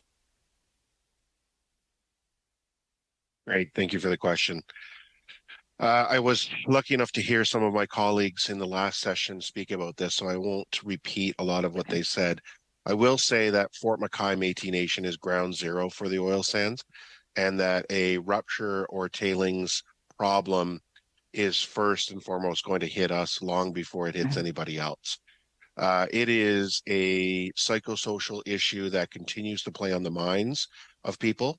It is a constant issue that comes up in every discussion we have with industry, even industrial folks who do not have the same type of infrastructure, so who don't have external tailings ponds, in situ operators, etc. What are you doing with your waste? How is it being managed? Will you maintain it on site? Can you keep it in a natural environment so my area, my lands are protected? It is a constant. You add that constant stressor on top of other social issues like residential school survival, 60 Scoop, you have a stressed community that continues to be stressed now about lands that they've used for, centuries or millennia. And that is going to be a challenge, and why the trust that Fort McKay has established with industry as a whole has to be maintained in order for it to continue to either support responsible development, the keyword is responsible, or can provide that consent through an impact benefit agreement, et cetera. And that has to be first and foremost the goal. We see that manifest itself in different ways in the community. And because of the nature of our Métis Nation, we actually don't get the supports needed in our community. They're delivered through nonprofits in Fort McMurray. Services are directly through either the First Nation services right now. There's nothing that the Métis have of their own to provide for their own from the federal or provincial government outside of a small grant here or there. So we are really left on our own, mostly now funding it through our own source revenue. But it is not a great situation. But it is first and foremost a massive conversation piece when it comes up to an industrial development. You can't drive to Fort McMurray, Edmonton, or go anywhere without driving between the tailings ponds. It is, minutes on end to pass them. There's end pit lakes with tailings in the bottom. There's tailings pond. There's active operations. There's now this time of year, there's bird cannons and everything going off in the community. Like, it is an onslaught of sensory overload just from the development alone, not to mention day-to-day life. So it is difficult being ground zero there. I can imagine. Thank you very much for explaining that. It sounds very, very difficult. And Mr. Noseworthy, would you like to add anything to that? I would ask my colleague here, Tim Clark, to add. Thank you. In response to the question, I would like to make a couple of comments regarding, so that you can understand the scale and the visual impact of this. Between approved and applied for oil sands mines, the Athabasca River north of Fort McMurray will be lined on both sides for nearly 100 kilometers. And now Fort McMurray community is based in Fort McMurray, but it's also important to understand that because of the historical nature of the Métis, there are very dense regional connections. And so people who live in Willow Lake or in Anzac or in Fort McMurray regularly travel to visit family in Fort Chipewyan and Fort Mackay, and they harvest in these areas as well. Dan mentioned the mental health impacts and the cumulative impacts of this. It's not just the mental health effects of knowing that your regulator is more concerned about protecting the image of the industry and its investment than it is about protecting the health and the rights of the people who live in this area. That has an enormous toll every day, not knowing what you don't know. It's also, we have seen in our community over the years a decline in traditional use practices and the exercise of these rights, in part because of the loss of confidence in the safety and quality of the resources. Are they healthy? Is the water safe? People used to drink water regularly from the rivers. Almost no one does now. The loss of these practices then has a range of human health and mental health and social and community impacts. Land use was traditionally how families connected across generations, how elders spent time with young people, how knowledge was transmitted about your culture, about who you are, about your way of life. As those practices get lost, that knowledge gets lost, that sense of identity and self, that sense of purpose and place are all compromised and undermined, all of which have enormous health, social, and community effects. Right? And then people get pushed into underfunded and overtaxed public services that, moreover, are not designed to deal with Indigenous people, right? And deal with the specific issues that Indigenous people face. And so we have to understand it's not just about this one isolated incident. It's this one isolated incident within a much wider and interconnected system, right?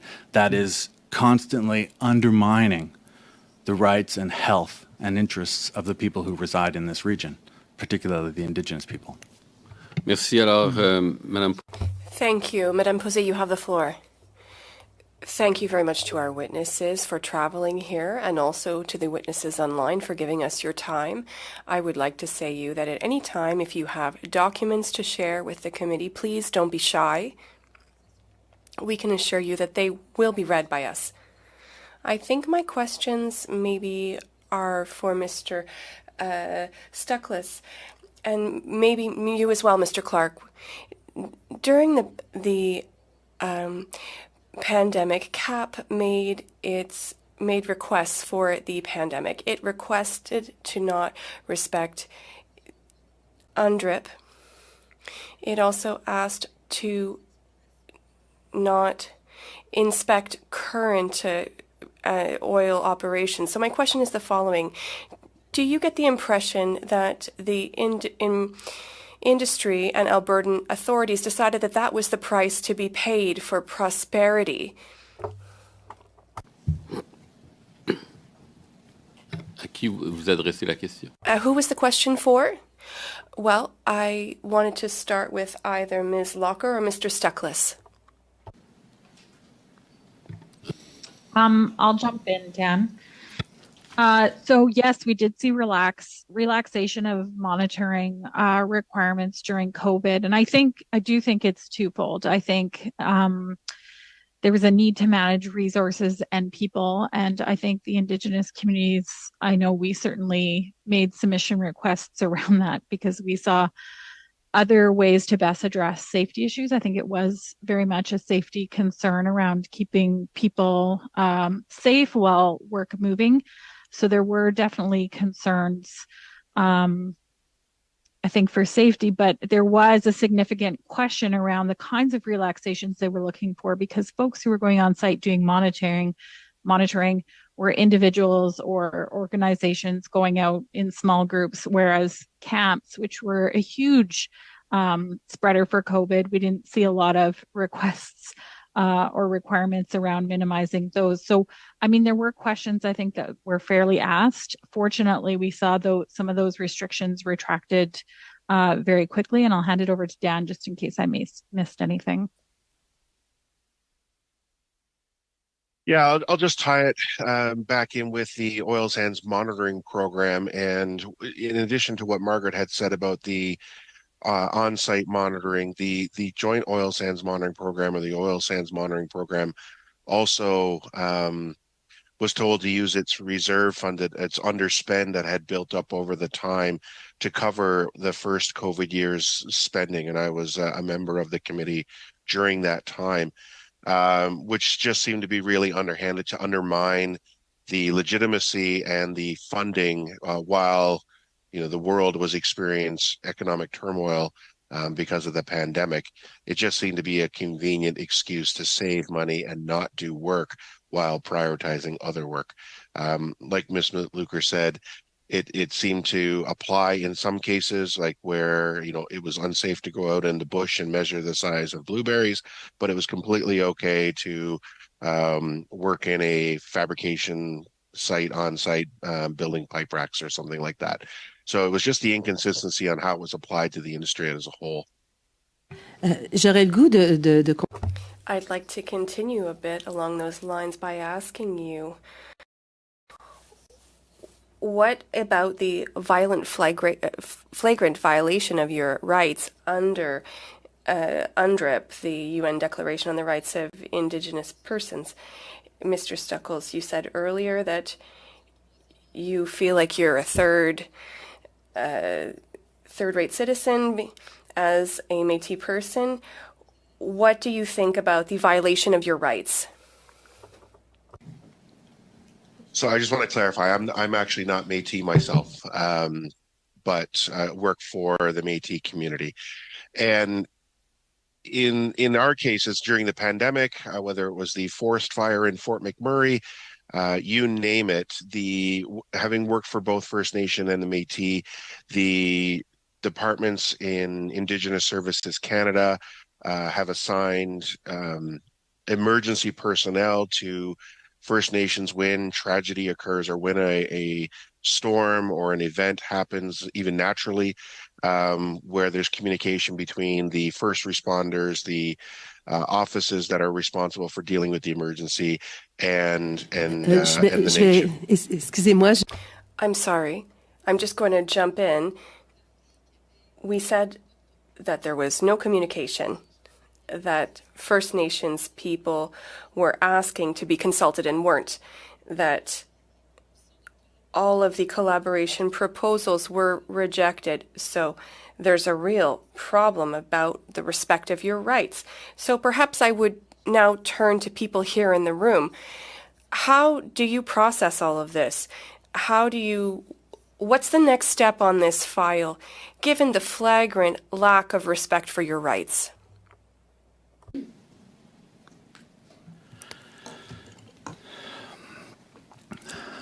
I would say, and it's been pointed out at several instances here, UNDRIP isn't really even on the table in Alberta. Dan mentioned there is a multi-tiered sort of hierarchy of rights that exists within Alberta, but also across Canada. If you look at the Yahi decision in BC and the lack of action on cumulative effects in Alberta, the substance and quality of your rights, constitutional rights, as an Indigenous person vary depending on the province you live in.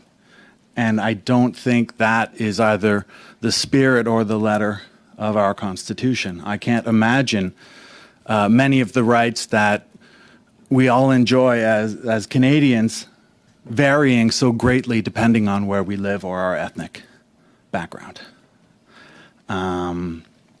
I would say that this issue is, and it's been mentioned again, this is a systematic issue. It's not an issue of just saying to the AR, well, how are you going to improve your communications protocol? Because you should have communicated earlier. This is a systematic issue that covers a range of areas, from how impact assessment is conducted, how the duty to consult is discharged, how liabilities are managed in the energy sector, where you have this chronic and systematic regulatory capture is the word, but in the sense that the regulator is constantly pulling the direction of the conversation in the interests of the regulated parties rather than the public interest. And the real question that we need to get at here is what can be done to change this in Alberta? Because it is a chronic problem, and it is one of the underlying issues that we need to address. And so it's not just about changing Alberta or the AER's communications protocol. It's about how do we build a regulator that is truly independent of the industry it's regulating and is actually able to discharge the public interest and hold the public confidence. Mr. Stuckless, briefly, so we can go on to Mr. Blakey. You have something to add? Yes, I do. I just wanted to make it known to the committee as well that the Fort McKay Métis Nation is embarking on federal recognition of our rights. Currently, in discussions we have with the federal government, there is no recognition of the Fort McKay Métis Nation's sovereignty. We are going to be taking that. We've actually judicially reviewed the Métis Nation of Alberta Canada agreement signed a couple of weeks ago. We just want to be ourselves, and that needs to be clear. So we just received provincial credible assertion, which is a step towards the rights recognition in Alberta. We need to be taking the steps federally and also improving on that in Alberta. And many of our sister communities are along that path as well. But it's a long, long road. Thank you. Mr. Blakey, welcome to the committee. Thank you very much. I'm honored to be here. And I want to start just by saying thank you to our witnesses for, I think, their courage and willingness to share the vulnerability of their communities in the face of some awful things, and in a place that historically has been not only insensitive to these concerns, but has sometimes villainized Indigenous people for speaking these truths and actively having sought to harm them. And I want to come back to what Mr. Clark was saying about the need for a truly independent regulatory process that isn't just trusted by industry, although I think it has to be trusted by industry in some way, but it also has to be trusted by the people for whom that regulation matters in terms of the health of their land and of their people. And so my question is really about the extent to which you believe it's imperative that that Indigenous peoples whose lands are affected by developments have a seat at the table of the regulator, so that you can raise your concerns and your experience directly as part of the regulatory process, instead of talking around this table about, well, what can we do to the process so that it's still fundamentally outsiders that are making all these decisions, but that you feel you'll be more heard rather than being at the table. And so I'm hoping that folks can speak to that, and I'm happy to hear from anyone who wants to speak to that, but I thought I might start with Ms. Martin because she's here representing Willow Lake Métis Nation, and I know we've heard answers from some of the other nations, so maybe start there and then go to the other nations. Can you clarify that for me again? Just the nature of, we're talking about building a better regulatory process. Obviously, there is a major failure here. I take the point that this is a structural failure. It's not a one-off. So to what extent is it important that Indigenous people with lands that are affected by projects be part of the regulatory process at the table, as opposed to trying to figure out how that process happening with other people who aren't on the lands affected can be trusted by you? Well, definitely. If that makes sense. That it directly impacts us, and we should definitely have a seat at the table. It would make more sense. We should be able to have a say on how and what they're doing to our environment. And what kind of resources do you think should be made available to your communities in order to participate meaningfully in a regulatory process?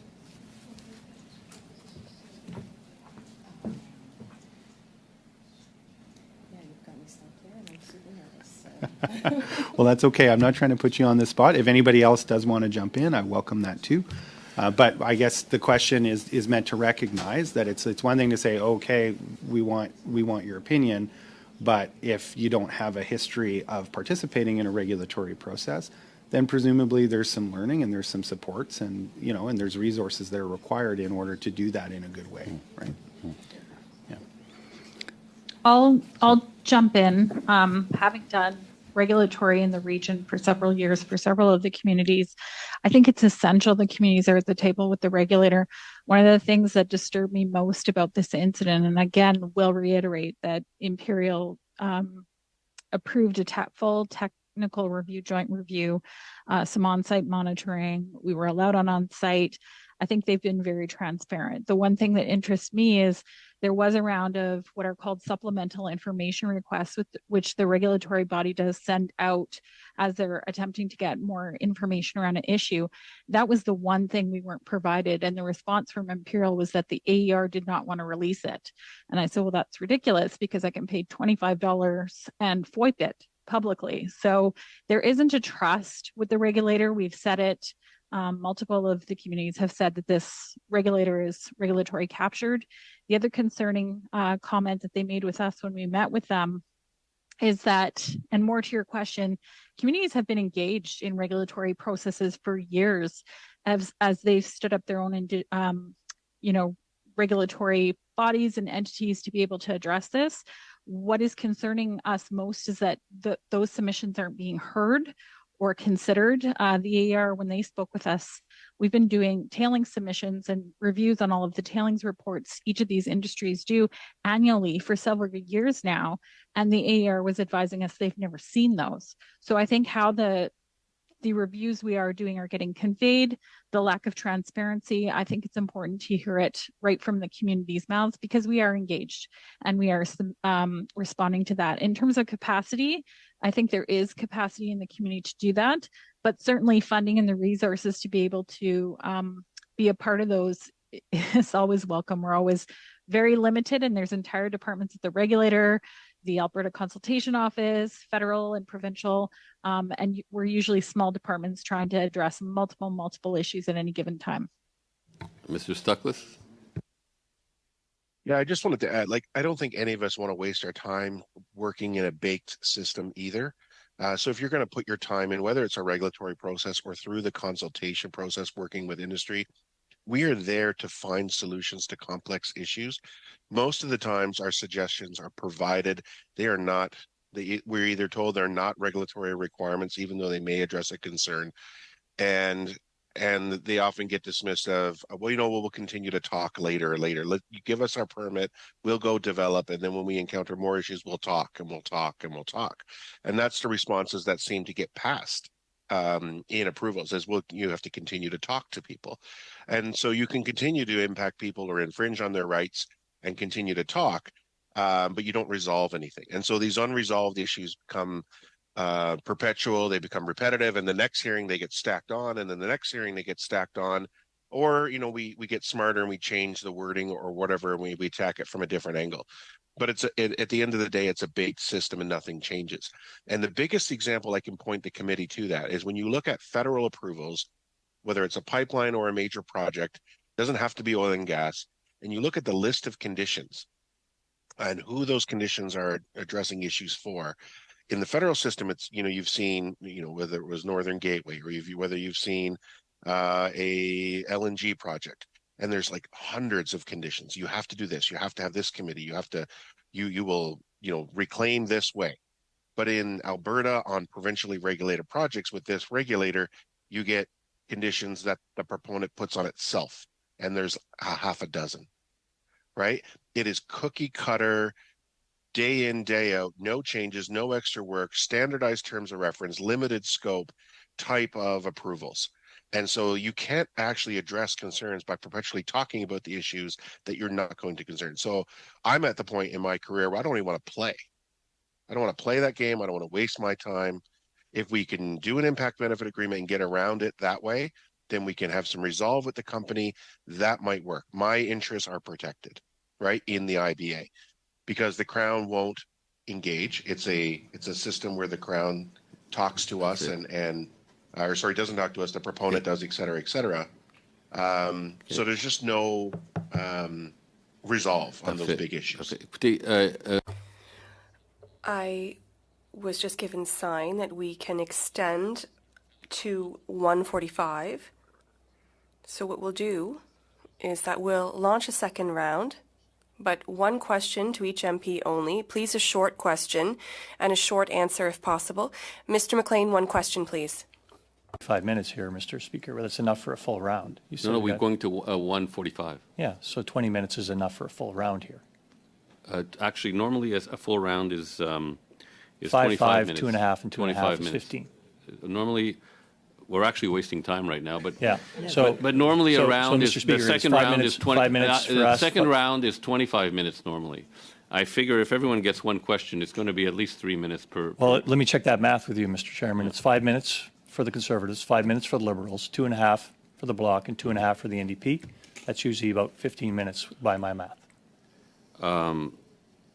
Sorry, 3 minutes? Are you saying 3 minutes each? 5 minutes each? Five, 2.5, 2.5. That's how the second round goes. No, but with the second round is 6 questioners. But let's just start 5, 2.5, 2.5, and then if there's time, that last bit can be split up. I think that would be fair. Is that what you want? Okay. Yeah. Okay, go ahead then. Thank you. 5 minutes, but I'll be strict on the time. Thank you, Mr. Chair. Number one, the thing we're looking at here most is the necessity of clean water, and there's enough boil water advisories in First Nations across this country that we understand that to get things right, maybe instead of actually having boil water advisories to fix things, we can actually not have it in the first place, which would be don't foul up this water. Now, this is a very important watershed, the Athabasca River leading into the Slave River, leading into the Mackenzie Delta. So there's a whole bunch of pollution effects if one of these tailings dams goes wrong. We know that. We've known that for years. And many of us have worked on technologies to try and assess the problems associated with this tailings ponds issue and make sure that they get remediated much more quickly than they have to this point in time. Clearly, not enough progress has been made on implementing the technology that would actually fix this. But the moral hazard is huge, and we're witnessing that today at this hearing. And everybody, we have to make sure this doesn't happen. This is our water.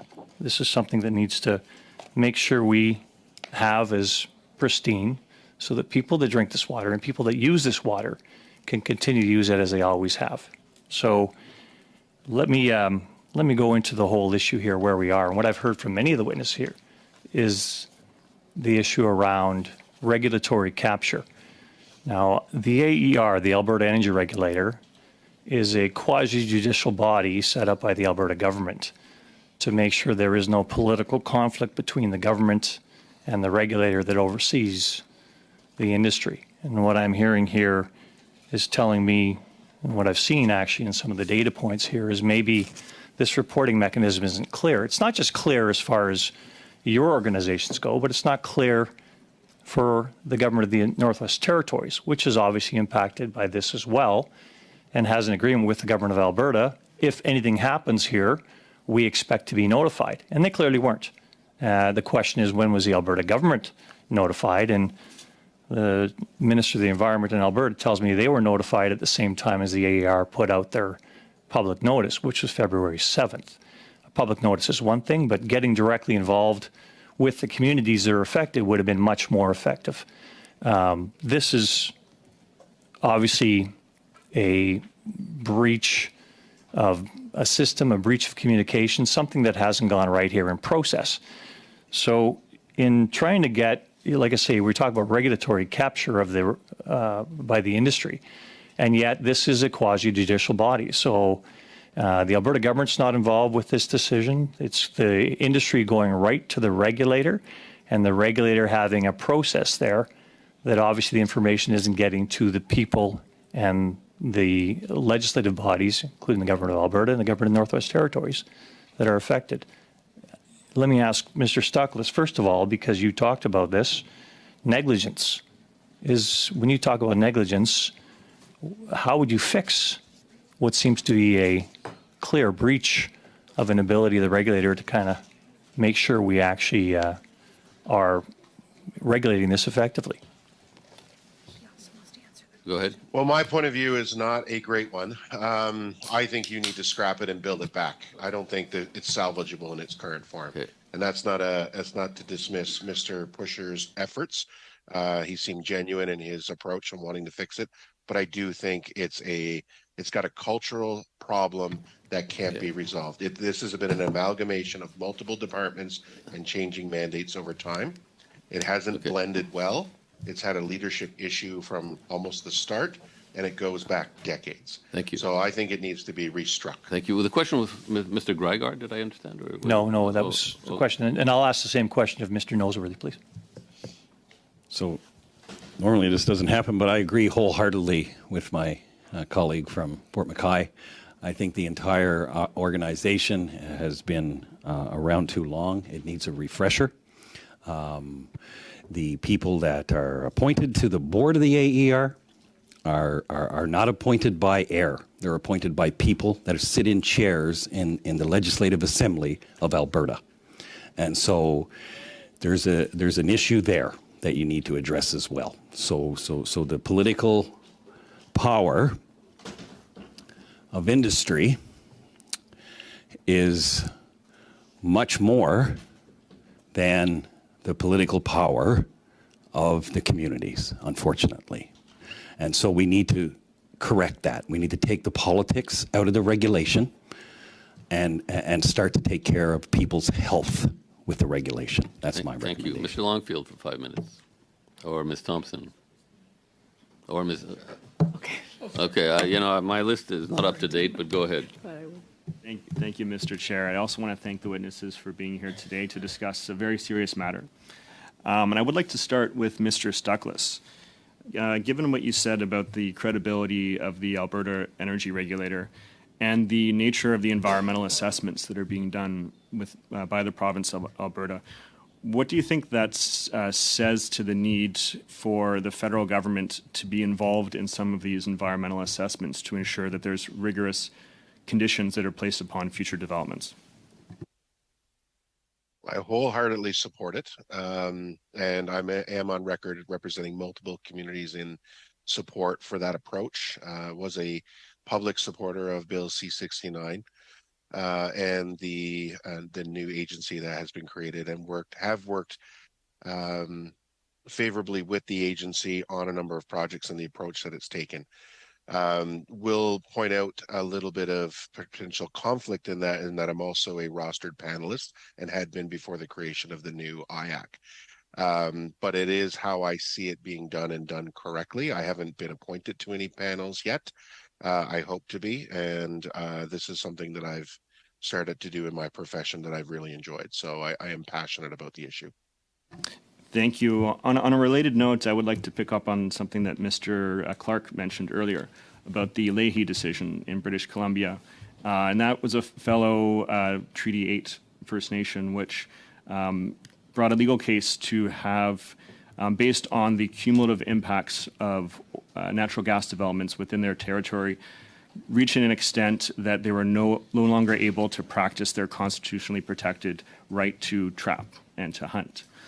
And since then, earlier this year, there has been a new approach launched by the province of BC for co-management of things like land, water, and natural resources.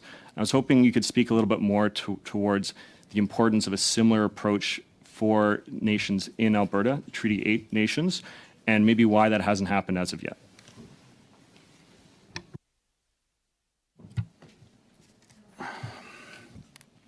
I think this speaks to the earlier point of the tiered nature of treaty and Aboriginal rights in Canada. For instance, there's a pipeline now under the CER. And I'm going to say this, and I'm going to say this very clearly.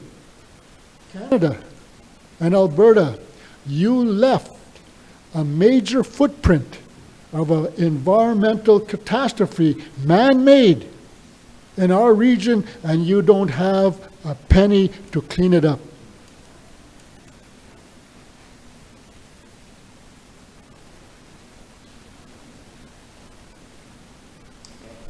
Chief Adam, can I ask you this question from one of my colleagues in Edmonton?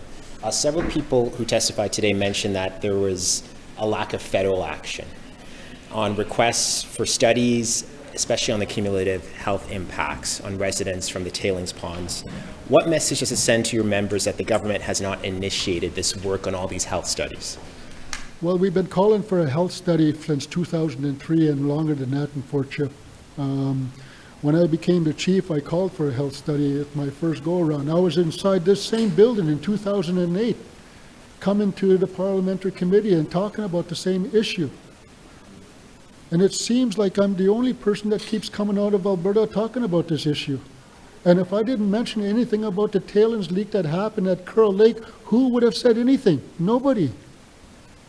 So the system is broken, and if Canada wants to change the system, well then let's overhaul the whole Canadian regulatory system when it comes to major development on environmental damages that are caused to the communities downstream.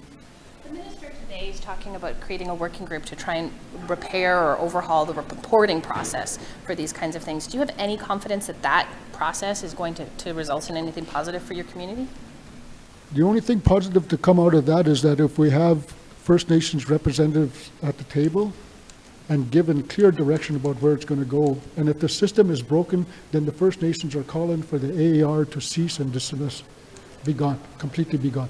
We don't need them anymore because they've been rubber stamping the industry for the last 50 years. You called the AER a joke during your testimony. What steps should the Alberta government be taking to make sure that you could trust the regulator? I'm calling for the AER to be dismantled. There's no trust there anymore. Nothing. Not from our community, not from the people that I represent, nor from the people that live downstream from the oil sands industry. And why is it that Chief Adam has to go out and tell the people what goes on? It should have been the AER's job to do this in the first place, because they are responsible to tell the public that there is something wrong with the environment, because they issued the EPO, Environmental Protection Order, and they've done it 3 times within Kearl Lake in the last year. And I've only been notified the last time. And when Imperial Oil says they notified you in May about the leak. They notified us in May that there was a seepage that they don't know if it was tailings pond or not. And they left it at that. Nobody ever contacted us after the fact. Even when they found out that it was leakage, they still didn't contact us. The only way I found out was through Chief Granjam from the Mackay First Nation at the time. And when he notified me at 10:30 at night, something went wrong. Because I don't think it was in the job description of Chief Granjam to notify Chief Adam about what had happened 2 weeks prior. Or that was in May that you got that call? In February, it was February 24th is when Chief Granjam had called me. And I notified my team immediately that night, and next day we did everything we had to do, but we couldn't do a news release because the budget was coming out for Canada, the budget was coming out for Alberta. It would have took the whole story, and we said we will just wait it out. Try sitting at home for 1 week knowing this whole thing, that I had to bear this in the back of my mind. So just in terms of the timeline, the leak happened in May. It started in May of last year, but you were only notified of February this year.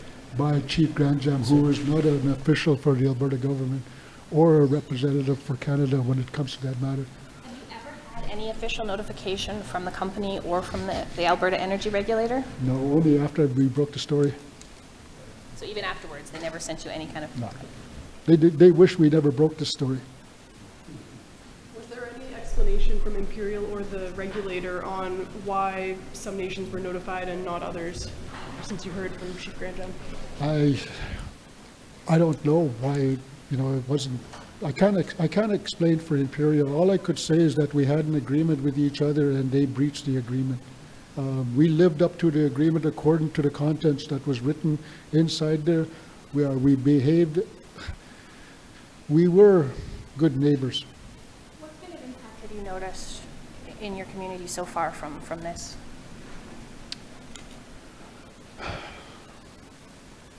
People are scared. People are scared when you turn that tap on. What am I consuming myself with? It's like I said in my testimony. I went home to Fort Chip. I look at the tap, but I also poured my water to have 2 cups of coffee in the morning, and I cooked my food with it. And the last time I left home was 3 days ago. I boiled wieners and hot dogs, or Kraft dinner. You want to know something? The wieners taste just as good as it did, but I had to eat. and I had to use that water. Still in the back of my mind, am I doing something wrong to my health here? Is it time to move the community, you think? Like, is there a feeling within you or among people that you'd like to see the community move, or like? You are asking a biblical question, because Moses went through this and it took him 40 years to get to where he had to go to. So how long is it going to take if I say we move our community to a safer area? That's something you're thinking about. That's something that we have to think about, and that's the back of our mind. And it's the back of our ACFM's mind ever since I became into power, because the elders talked about it. Do we have any knowledge yet as to what can be done to give confidence that that water is safe, or that other parts are not being harmed? Do we have anything on what would we need to get that kind of assurance? There's all kinds of research that are out there already that will answer every question that the media wants to put out there. Everything is being done. But because of industry, lobbying, and doing all their things whatsoever, nothing gets told to the general public. You've talked about the Alberta government and also Imperial, but where do you think the federal government has fallen short on this issue? The federal government falls short when they created the province into Dominion in 1905. The reason why I say that is because the province, in our view, does not exist. If Canada wants to continue to run Canada the way it's running today, well then get rid of the provinces, because the provinces are not recognized under treaty. The provinces don't even recognize our treaty, yet they are governed from Canada to govern over us. So when will you have a government that recognizes treaty? And Treaty 8, and all the oil that comes from Treaty 8 is in our territory, and yet we have a government that denies our existence. Why? The other thing we've asked a couple times at press conferences are about consequences for company. Like Imperial Oil is still operating that site. They haven't been forced to shut down. There's been very little talk about any financial or hard penalties. What do you think about that? Well, I am the chief of the Athabasca Chippewa First Nation, and if I spilt a barrel of oil in the Athabasca River or Lake Athabasca, I guarantee you I'll be standing before the judge and probably be sentenced to jail. And that is the truth. I've got a question for Heather, if that's all right, Chief. Going into the next committee meeting, when you hear from Imperial and later the AER, today you were asking participants what they would ask the regulator in Imperial. What are you going to be asking? What questions will the NDP be posing? Well, you know, first of all, I want to say that the testimony today was horrific. It was appalling. It was appalling that we asked Chief Adams once again to come to this place and once again ask for clean water for his people. It's appalling that we had to re-traumatize again and again and again the failure of the provincial government to protect Albertans. The failure of the AER, the failure of Imperial Oil is appalling. So I'm going to be asking Imperial Oil to justify what they've done, to give us a timeline, to explain to me why it's been 9 months before we heard anything from them. I want to know whether it's stopped. We still don't know if the seepages is even stopped, if they've even done anything to deal with this. I'm going to be asking them how they can stand there and say that this impact doesn't impact wildlife when I've seen the tracks in the area from wildlife. I have a lot of questions for Imperial Oil. I'm going to run out of time, I can tell you that. We've been having hearings about leakages and seepages, but there's also the suggestion that the industry and maybe the province are looking towards release, intentional release of about 1.4 trillion or so liters. Chief, if you'd like to. And is that the direction you think this is going towards? When you listen to the Premier say that there's no effects in regards to the incident at Kearl to the environment, that you could go ahead and eat fish and all this, that there's nothing wrong. We've been living in this area for the last 50 years in regards to when the oil sands was created. You've got to remember the oil sands were starting to be developed in the 50s. It came into operation in the 60s. And the tailings ponds have been leaking ever since then. There are studies after studies that have been followed through that this issue ain't going to go away. And it will never go away as long as we live. And if we continue to grow the tailings ponds, we are just adding to the problem and we are not solving nothing. Are you confident that not the government could fix this?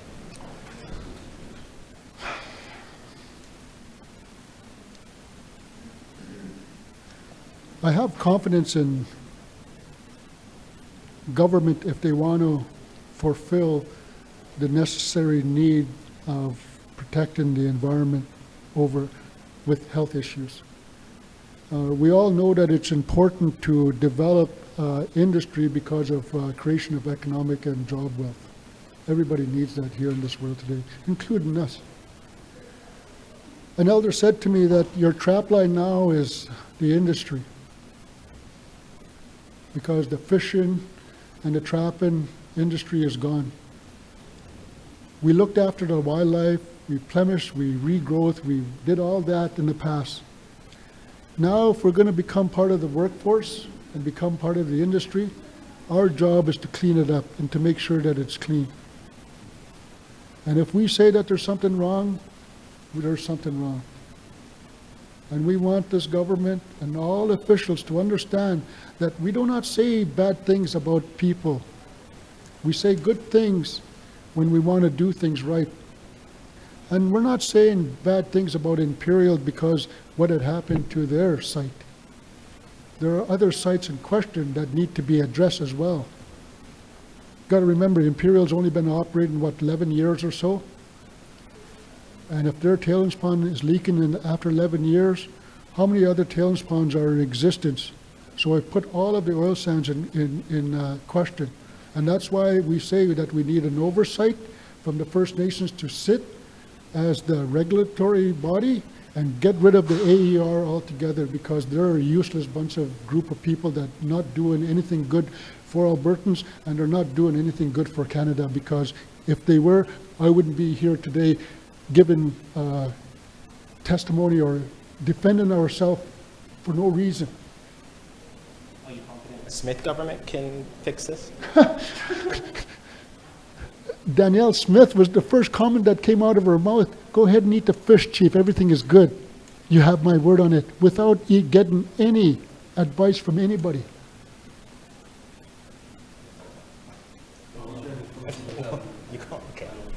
Sure.